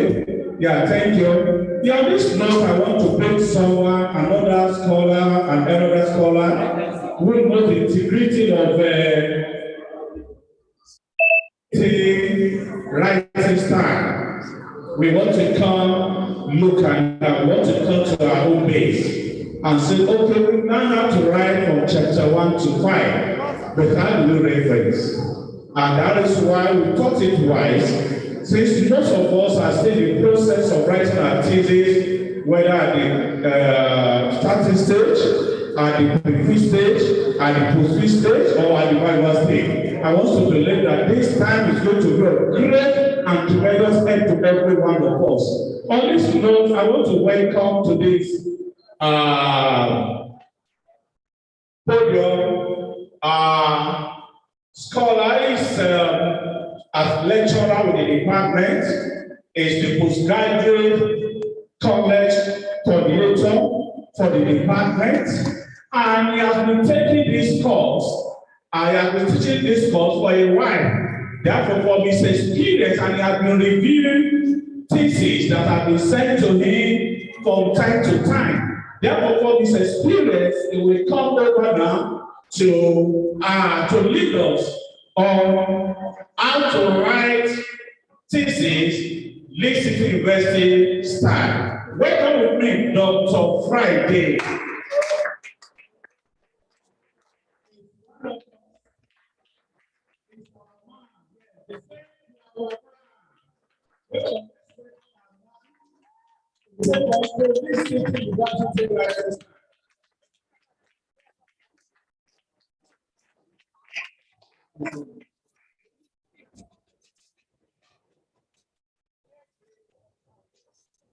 That's everyone.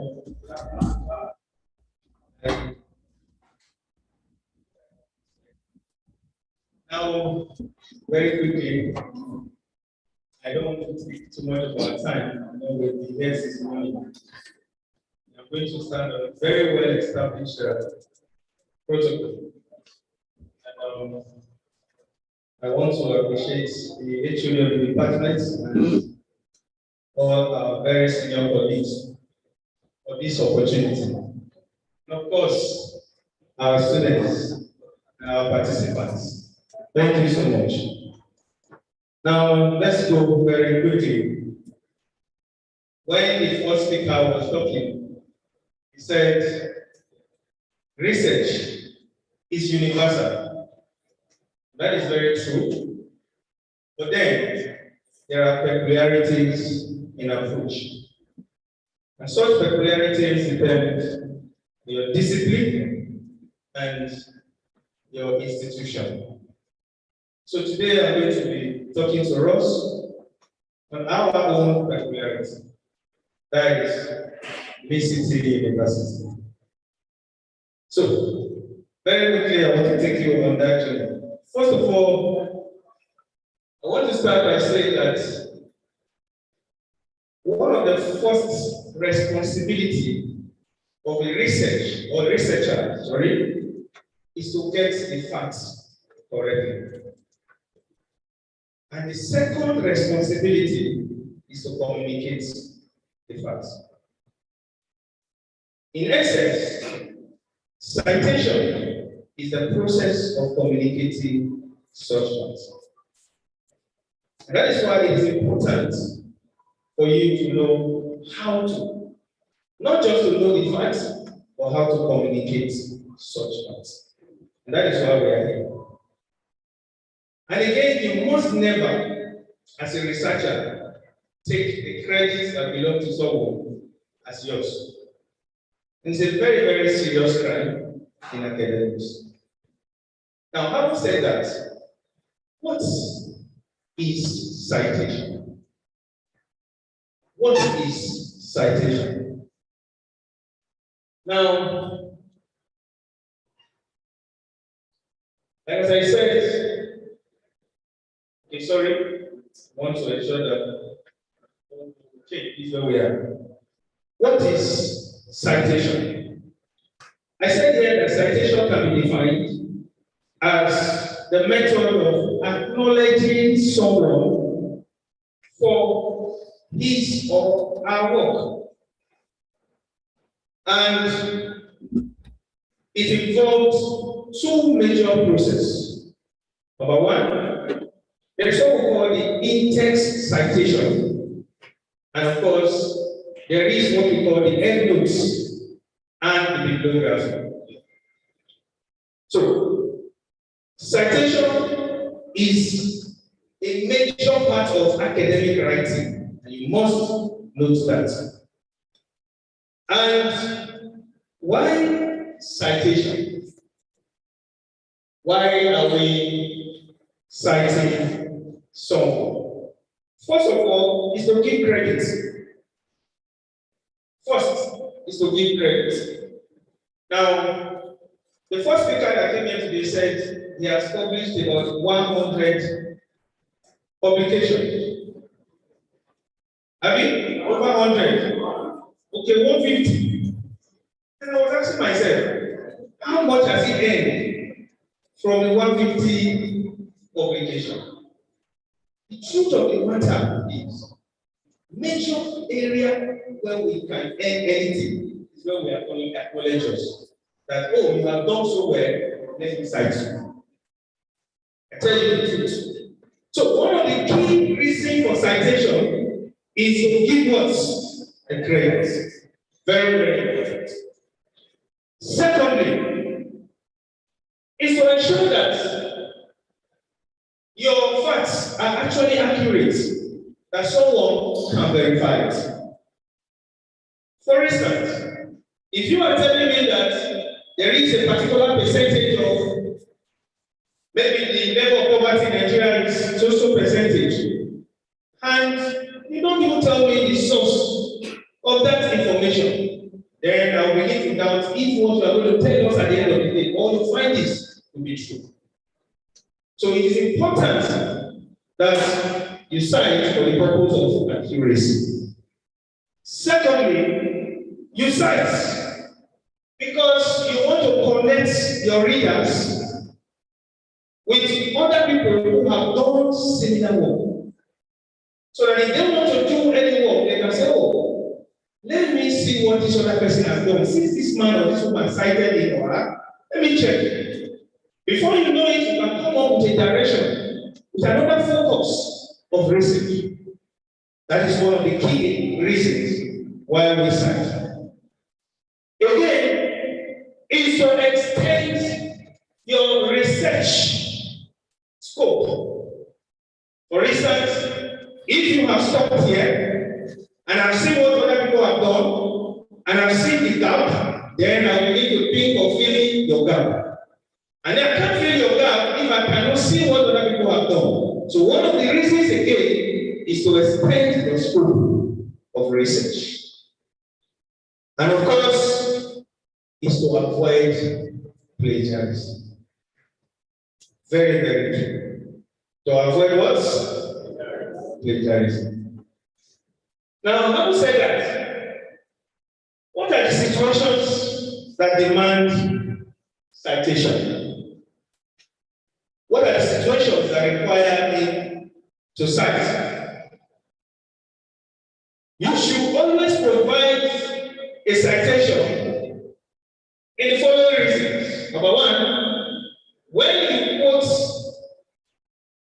exact words of someone, it's expected of you to cite. Most times I see some of our work, you make some categorical statements and without any citation, and I wonder, where did you get this from?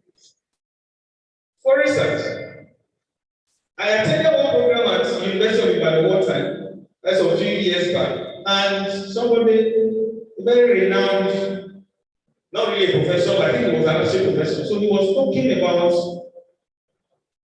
capitalism in Nigeria, and he said that I'm sure most of us have such information, I don't know where you got it from, that any call you make, or anybody makes any call, that Obasanjo has a percentage. I'm sure you have such information.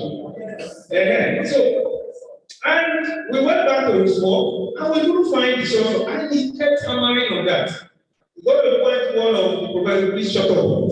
Stop this thing you are telling us here. Where is your source of information? So, when you quote the exact words from the source, then let's see, so that I can go back and what? Check.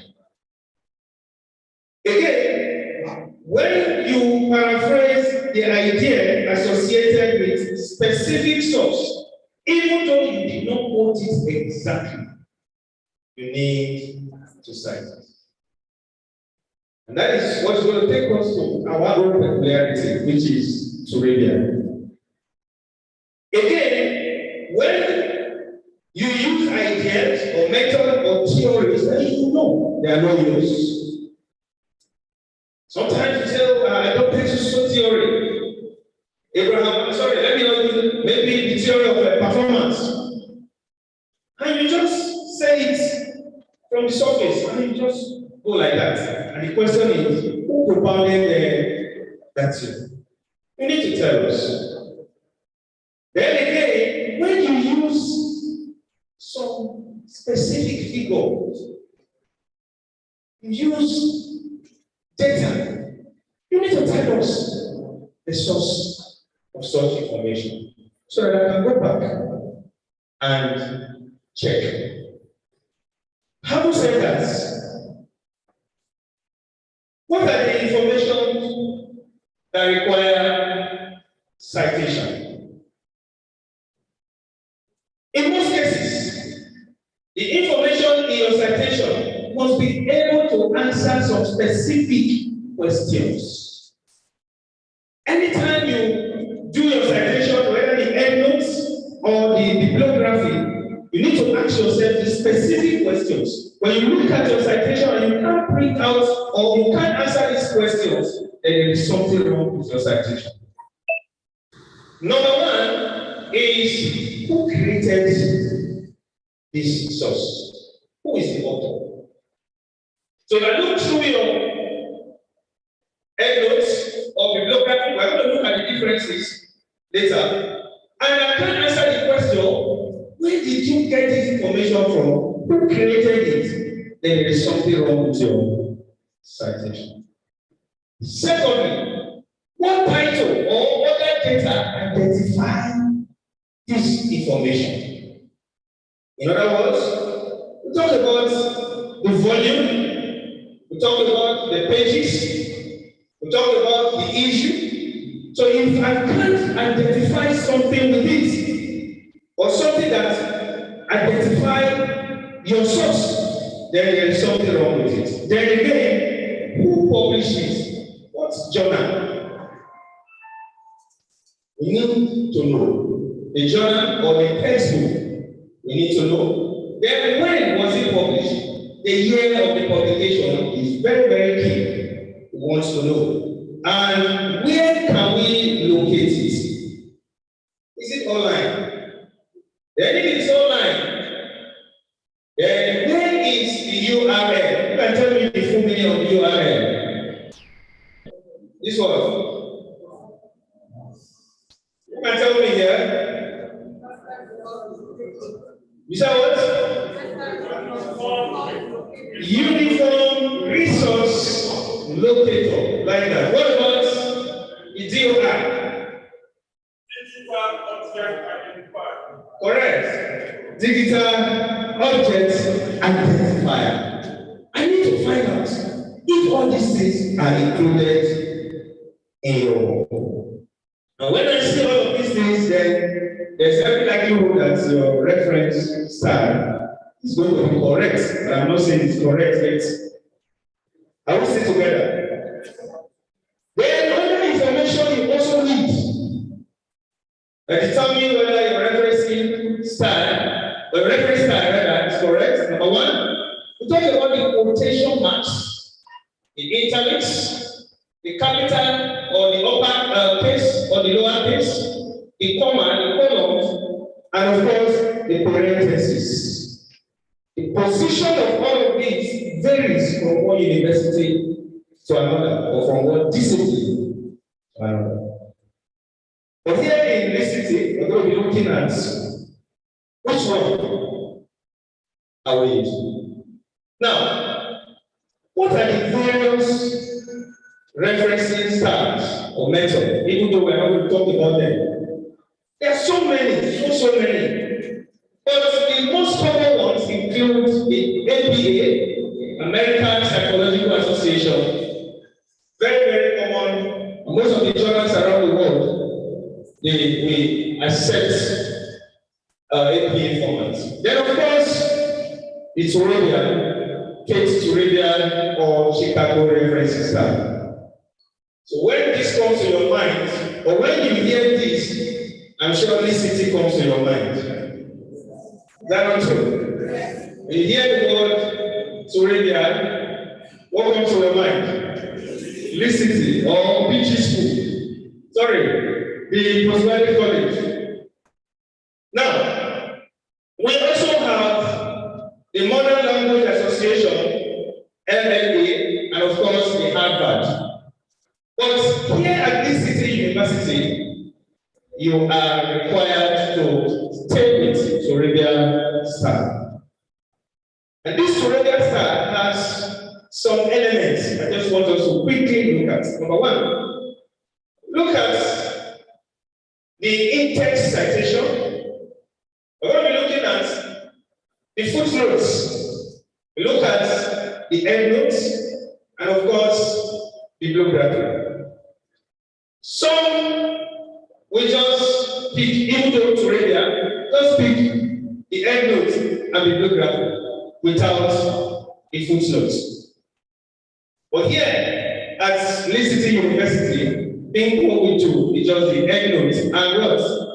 The bibliography. But however, we're going to look at all of them. Now, very quickly, let's look at the in-text citation. Remember, I said the core responsibility of any researcher is to get the facts. Is that true? The second responsibility is to communicate the facts. One of the ways we communicate the facts is through in-text citation.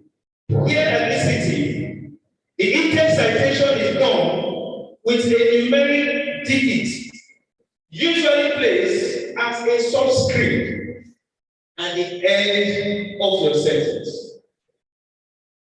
And you are expected to paraphrase that statement. But you can put it the way it is and still reference it. But here, we advise you very strongly that you paraphrase it. One is because to avoid high index or similarity index or plagiarism. So what you do within your work is to cite it. And this is how to go about it. Secondly, we have the footnotes. This one comes at the end of every page. At the end of each page, that will tell us all the citation within that page. I will call that what? Footnotes. But the question again is, if you have to do the footnotes, and maybe you have cited a lot of work with several numbers, starting with 1 maybe to 15 within the page, or 1 to 10 within the page. The question is, can 1 to 10 come at the end of the page? Are we still together? What we recommend here is to focus on very striking points that you know that the major issues raised will be the body of that page. Maybe 2 or 3 to bring it down. I will sit together. So that is very, very important. Then,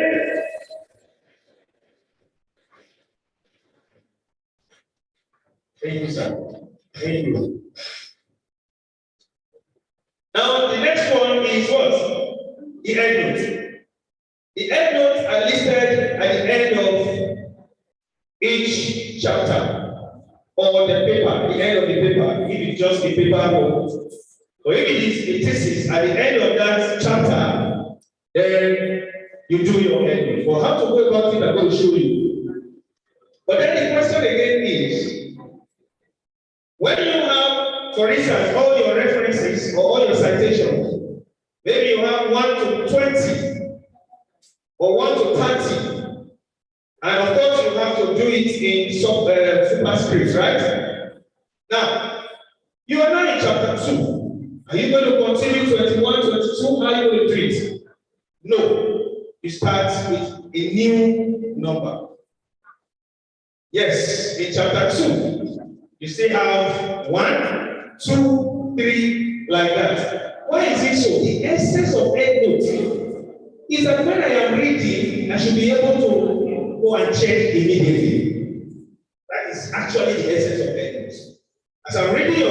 be able to quickly go and check. Are we still together? So know that if you have been numbering from chapter 1, then it may be causing a confusion. So what you need to do is to take the chapter 2 with fresh number, see you are done with that chapter 2. And when you get to chapter 3, you do the same. Chapter 4, you do the same. Chapter 5, you do the same. Then bibliography is bringing all of them together in alphabetical order. Bringing all of them together in what? In alphabetical order. But however, there are other issues that you may not include in your bibliography. For instance, citation from the Bible, citation from Quran, citation from dictionaries. These are general knowledge. Always sit together. I'm very sure everybody said if you don't have the Bible, you must have a Quran. So it's not something you have to look for to get that one. You can easily get it. So it's not really necessary. Some people will omit all of those things that I mentioned under bibliography. Having said that, now let's give specific example of what we want to do here, or we're reading. Specific example. Let's start with the in-text citation. Like I said earlier, in-text citation signals that you have used a source by placing a superscript number at the end of the sentence, in which you put or you paraphrase. I suggest very strongly that you try as much as possible to avoid direct quotation, just to ensure that your level of similarity index will not be too much. So you must learn how to what? Paraphrase. And while you are doing that, you must check the original source with whatever you have and check if that meaning or if the intention of the original writer still remains. Are we still together? For instance, you can see the in-text citation, one is to avoid plagiarism, and to do that, you need to paraphrase in your own words. Now, there are so many apps, there are so many software today that you can use to do that. You check Grammarly can do that, Peoples can do that, several of them that you can use to achieve this purpose. Now, look at what we did here. Because here in our department, we have thesis guide. And I picked this statement from that thesis guide.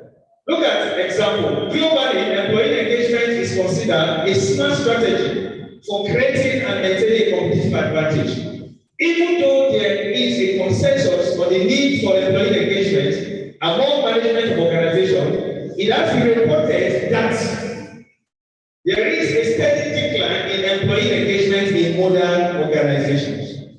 It has been reported. So you realize that when I got that from, it could be a direct quotation. But rather than putting it that way, I have to do what? To paraphrase. So, and you see the superscript is there. So, on your footnotes, you are expected to, I'm going to show you an example, to give us the details of that superscript 1 in footnote format. Is expected to give us what it is, the details of that. Then let's go specific. I have some examples here. What if we want to cite a book that has a single author or editor? I want to cite a book that has what? A single author and editor. In that case, whether you use footnotes or endnotes, they are all the same, except bibliography. The only difference between the footnotes and the endnotes is the position. While one is immediately after the end of a page, the other one is at the end of what? The chapter. So the format is the same. But the question is, how do I present or position all the elements that I mentioned? It says, before you do a proper citation, think about the author, the source, where was it, what are the elements to identify that. So if you look at this now, this is a single author or one editor. Now in endnotes, you have the author's first name. Please take note of that. The author's what? First name, then the last name will follow. Under bibliography, the author's last name will come first, unlike the endnotes. Under bibliography, the author's what? Last name comes first, unlike what? The endnotes. So look at it. The first author's first name, then the last name will follow. Then followed by what? The title of the book. Then the place of the publication, the publisher's name, then the date, that is the publisher's name, if it is University Press Ibadan, it's required there. Then the date of publication, then the page or the pages. So under the endnotes, and if it is a single author or one editor, you are expected to do something like this. Now look at the example here. Tayo Fashion, industrial relations in Nigeria. Now the place of publication in Ibadan University Press, then the date is 1980. Then of course the page is hidden there. I'm sure the person is not showing us.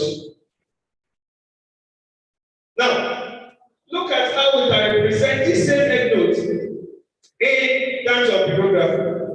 Now look at it. The author's last name comes, then the author's first name follows, and the title of the book, every other thing follows. But it must be in alphabetical order now. Order. Are we still together? So if you have 20 of them, then the difference is that you have to arrange them in alphabetical order. Now, let's move to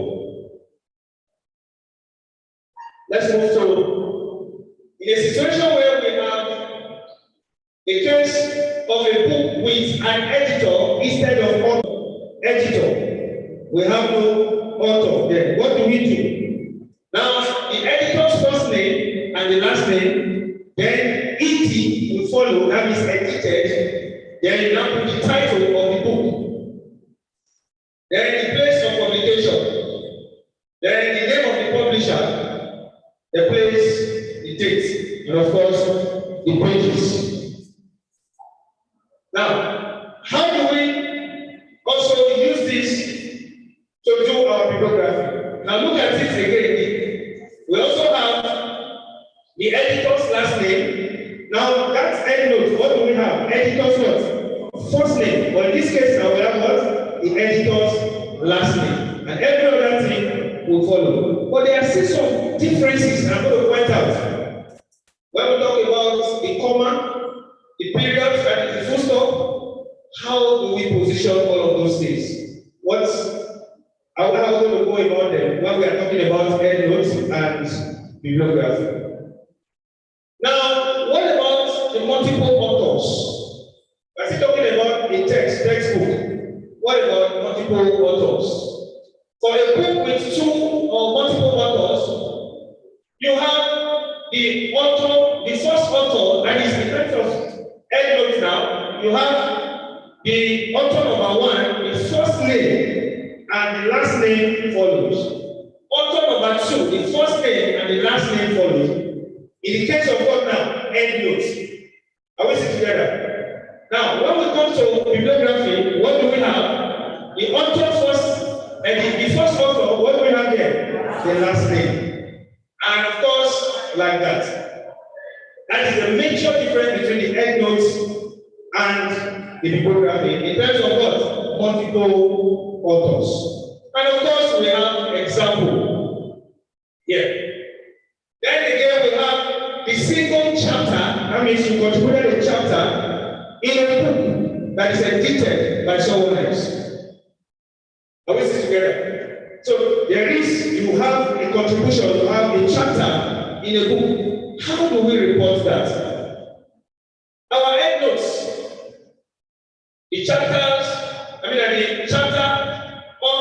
first name and the last name comes, that is the author's first name of that chapter, not the book, not the editor. Are we still together? Then the title of your contribution has to come next. Then again, the title of the book. Then edited by, we put ED there. Then the editor's first name and last name, then the place of publication, every of that thing for you. So just look at it. Now, in the case of bibliography, we have the chapter's last name, that's the first chapter last name. So you can see that the major difference here is just the positioning of the names. Are we still together? And secondly, we have the arrangement of the bibliography in terms of in alphabetical order. Are we still together? Now, we now have the journal. We have journal. How do we do our citation in terms of journal?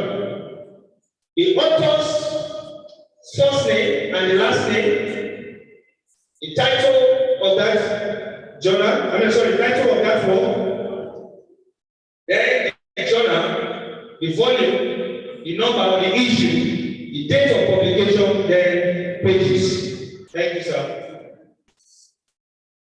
Have just 5 minutes more. All right. Now, look at the example here. Razak, Oyedele, and Roslyn Adewale. Then the effect of parental socioeconomic. Just look at the title. Then the place. Then the journal, the name of journal. And you can see that this journal is put in italics. Here, we recommend you bold it.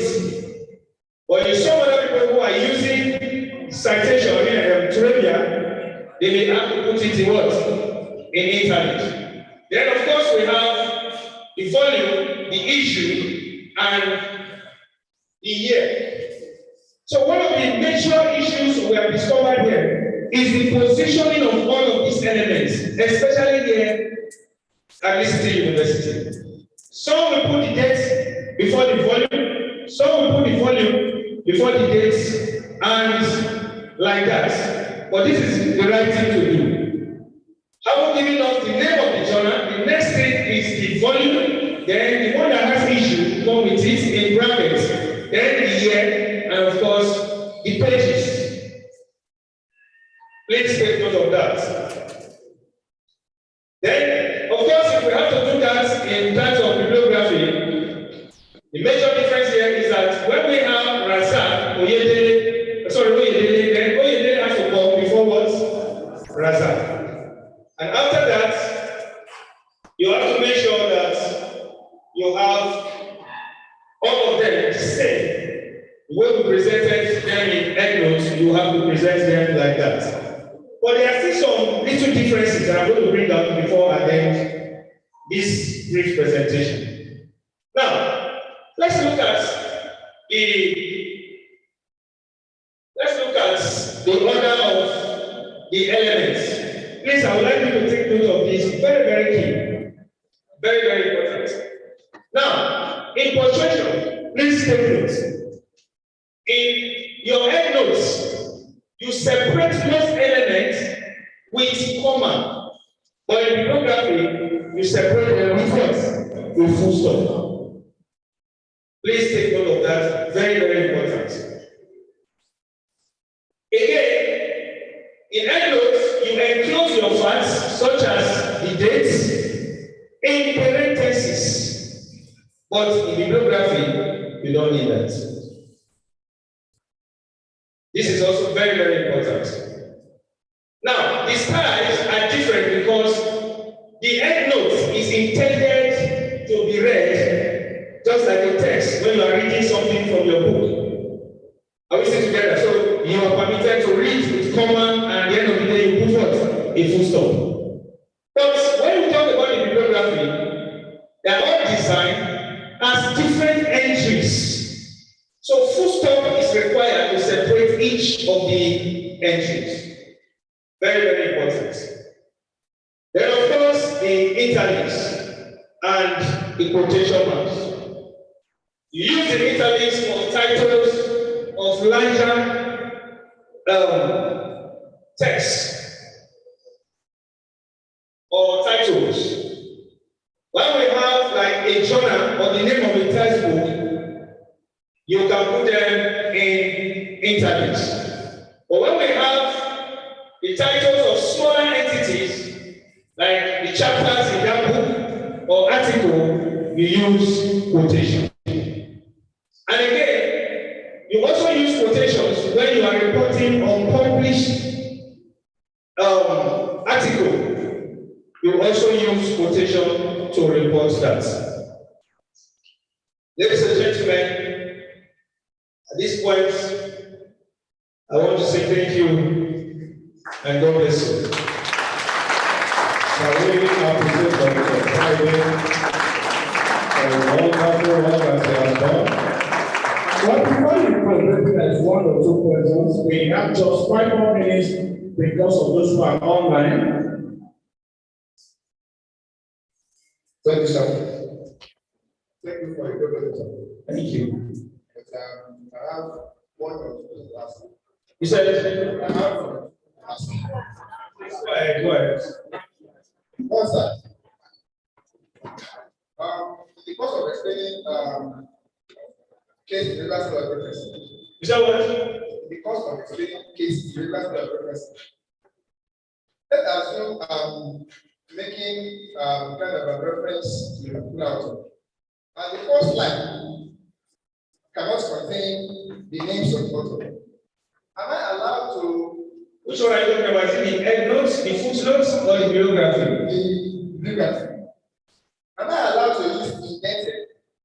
In the case of alphabet referencing, you can't 6 alphabets before you continue with your writing. But in the case of Trinidad, nothing as such is there. Number 2, sir. No, your first question is when you are reporting your bibliography. Yes, sir. What are you saying? But I'm saying that the first line. Yes. That is what I'm using. Adekunle Adeola. Yes. The year part of the book and the lines. And the next page, the next line, the first line, the first line has been exhausted.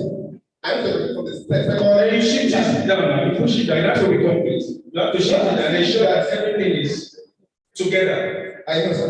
What I'm saying is that should it be indented in upper style of referencing the Kansas alphabet before you continue with your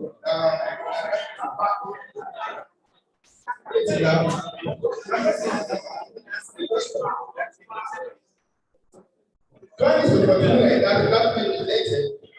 That is wrong. Yes, you do it, you indent the different depends on the university. We have the block format. Are you getting it? I think what we have here is block for endnotes, and we have the other one to be indented when it comes to the issue of the bibliography. So go ahead. Yes. You said the purpose has to be in appropriate. And you said, well, yes, that is the last name for bibliography. Yes, sir. The last name. Let's assume my first chapter, chapter 1, which Adekunle as 1. Chapter 2. Since Adekunle has appeared as number 2. When I get the bibliography, how will I reference?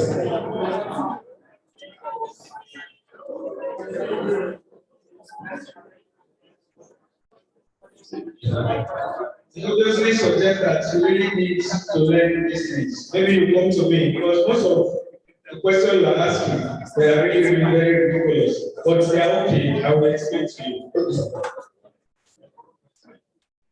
All right. Please, how many of us sorry in order to manage our time so that we can take all the questions together. I will just end up with him. Actually, I have his mind has all the explanation just because of the time. We have to have 3. Okay, it's only 3 months. Please make it. Thank you very much, sir. I want to talk about paraphrasing.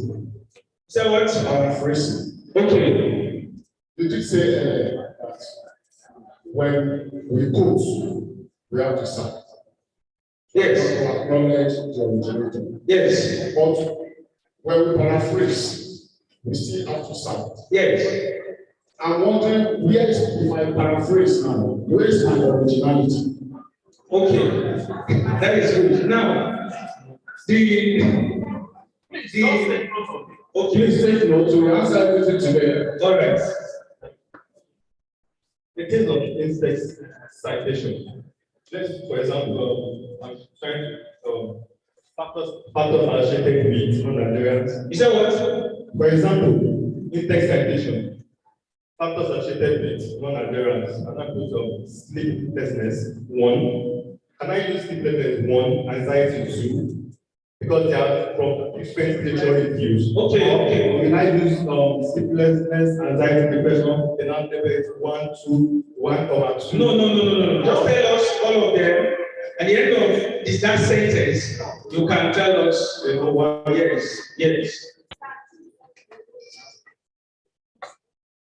Thank you, sir.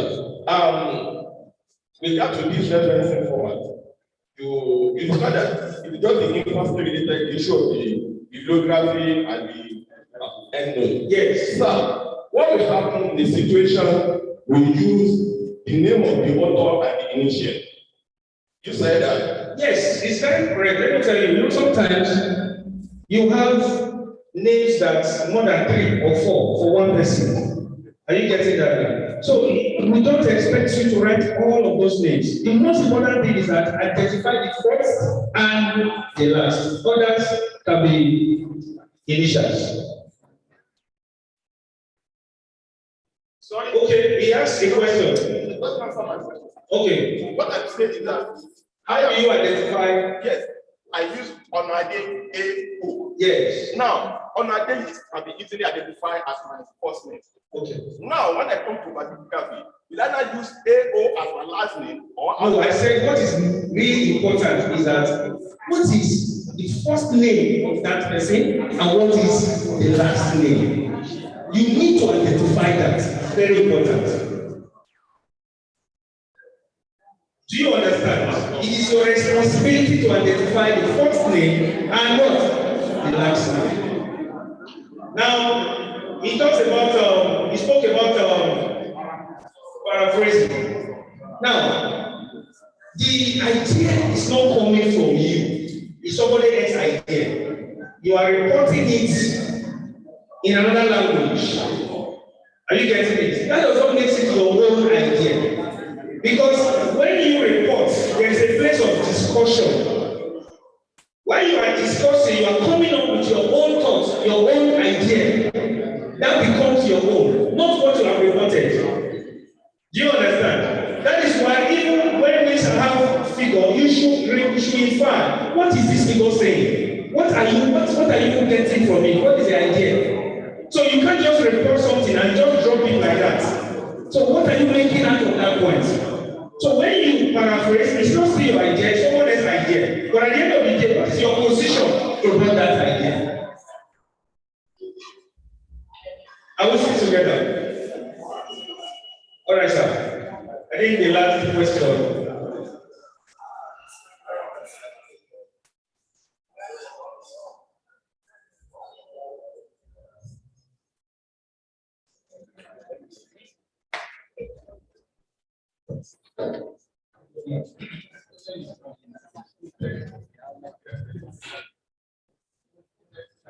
Yes, sir.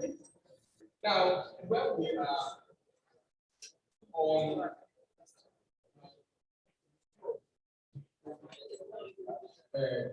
yes. We need to prepare our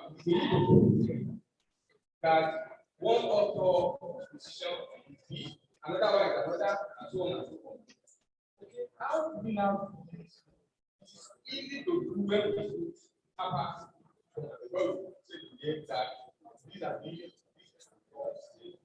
another one, but in this, why? Since we are going to put that figure at the end of the sentence, how can I say one of the sentences? I got that. sit down. Now, when we were doing our research methodology, the class, there is a paradigm, there is a diagram that I gave to them. In that diagram, we have the name of the author, the objective, the location of where that research was carried out, then the findings, then the gap. Now, the essence of that is for you to be able to come up with your empirical findings or discussion rather. Now, what you need to do is to look at what that person has done, what the method the person used, what are the findings, what are the gaps. Then you use your language to report all of those things because you have documented all those things before now. In a chart, you have the name, the objective of that study, the methodology, the findings, then what are the likely gaps? Now, having reported all of those things in the diagram, you need to look at that and begin to write what you see, what you can get from that report, and tell us, so person conducted the research, and this person uses so method, and the research involved so number of participants, and the result shows this. You are not reporting it exactly the way it is. You are using your idea to report it. With that, you will have serious drop in your plagiarism, your level of similarity index. That is how to go about it. You understand? So if you don't have that, maybe you were not in that class, anybody who was there can give you that diagram, how you can report all those elements. Then having reported those elements, you can come back and get your write-up from it. It's very simple. So at this point, I want to say thank you so much. God bless you. Yeah, thanks so much. Can we have one of the postgraduate students? Mr.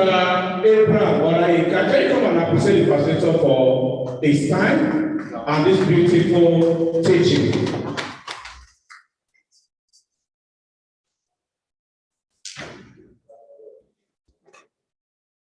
On behalf of the students, I'd like to appreciate Dr. Friday for giving us the insight into how we can do the reference.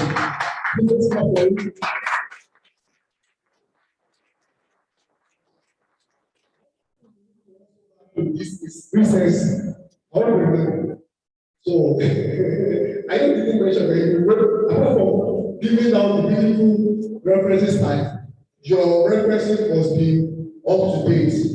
So thank you. Also appreciate the HOD and the lecturer. Thank you very much.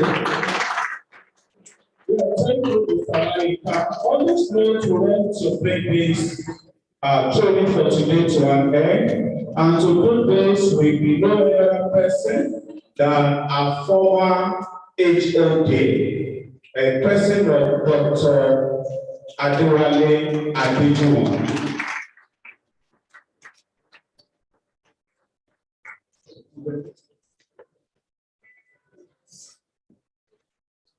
Good afternoon. I will still say after this before. Let me ask just one question. Is there anybody here who thinks that he has wasted his time today? Here. Let us please first clap to ourselves.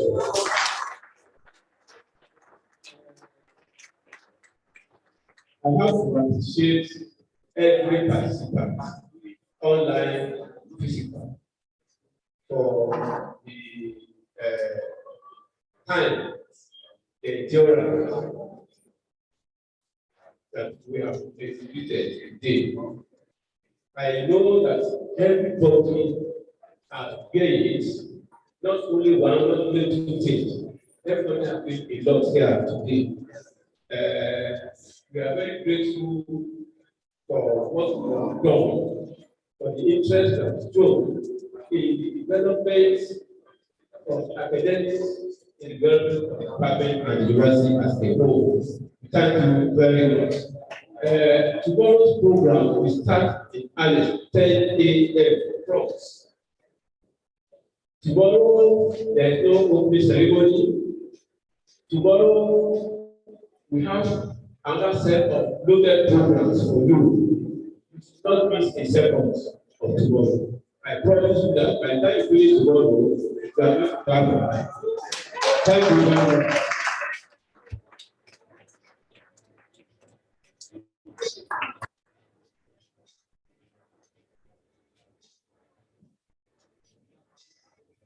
Thank you all for your new fan today. Please give me your high call, say hi to the person, so that by the time we are meeting tomorrow, you are already bonded. Thank you all, God bless you. Raise the one of each other and sit back to your place. Thank you all.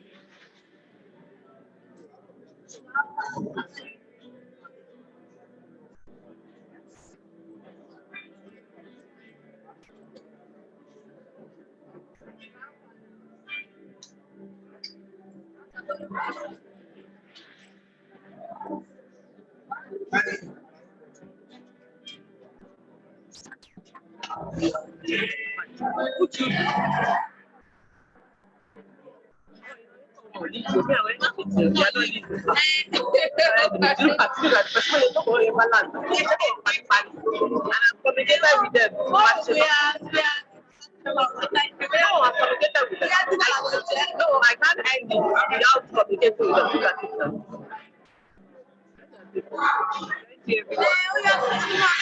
Àwọn ẹni ìjà kò ṣe bí mo tẹ̀lé pẹ̀lú mo ti wà màtìlá ní mọ̀tì.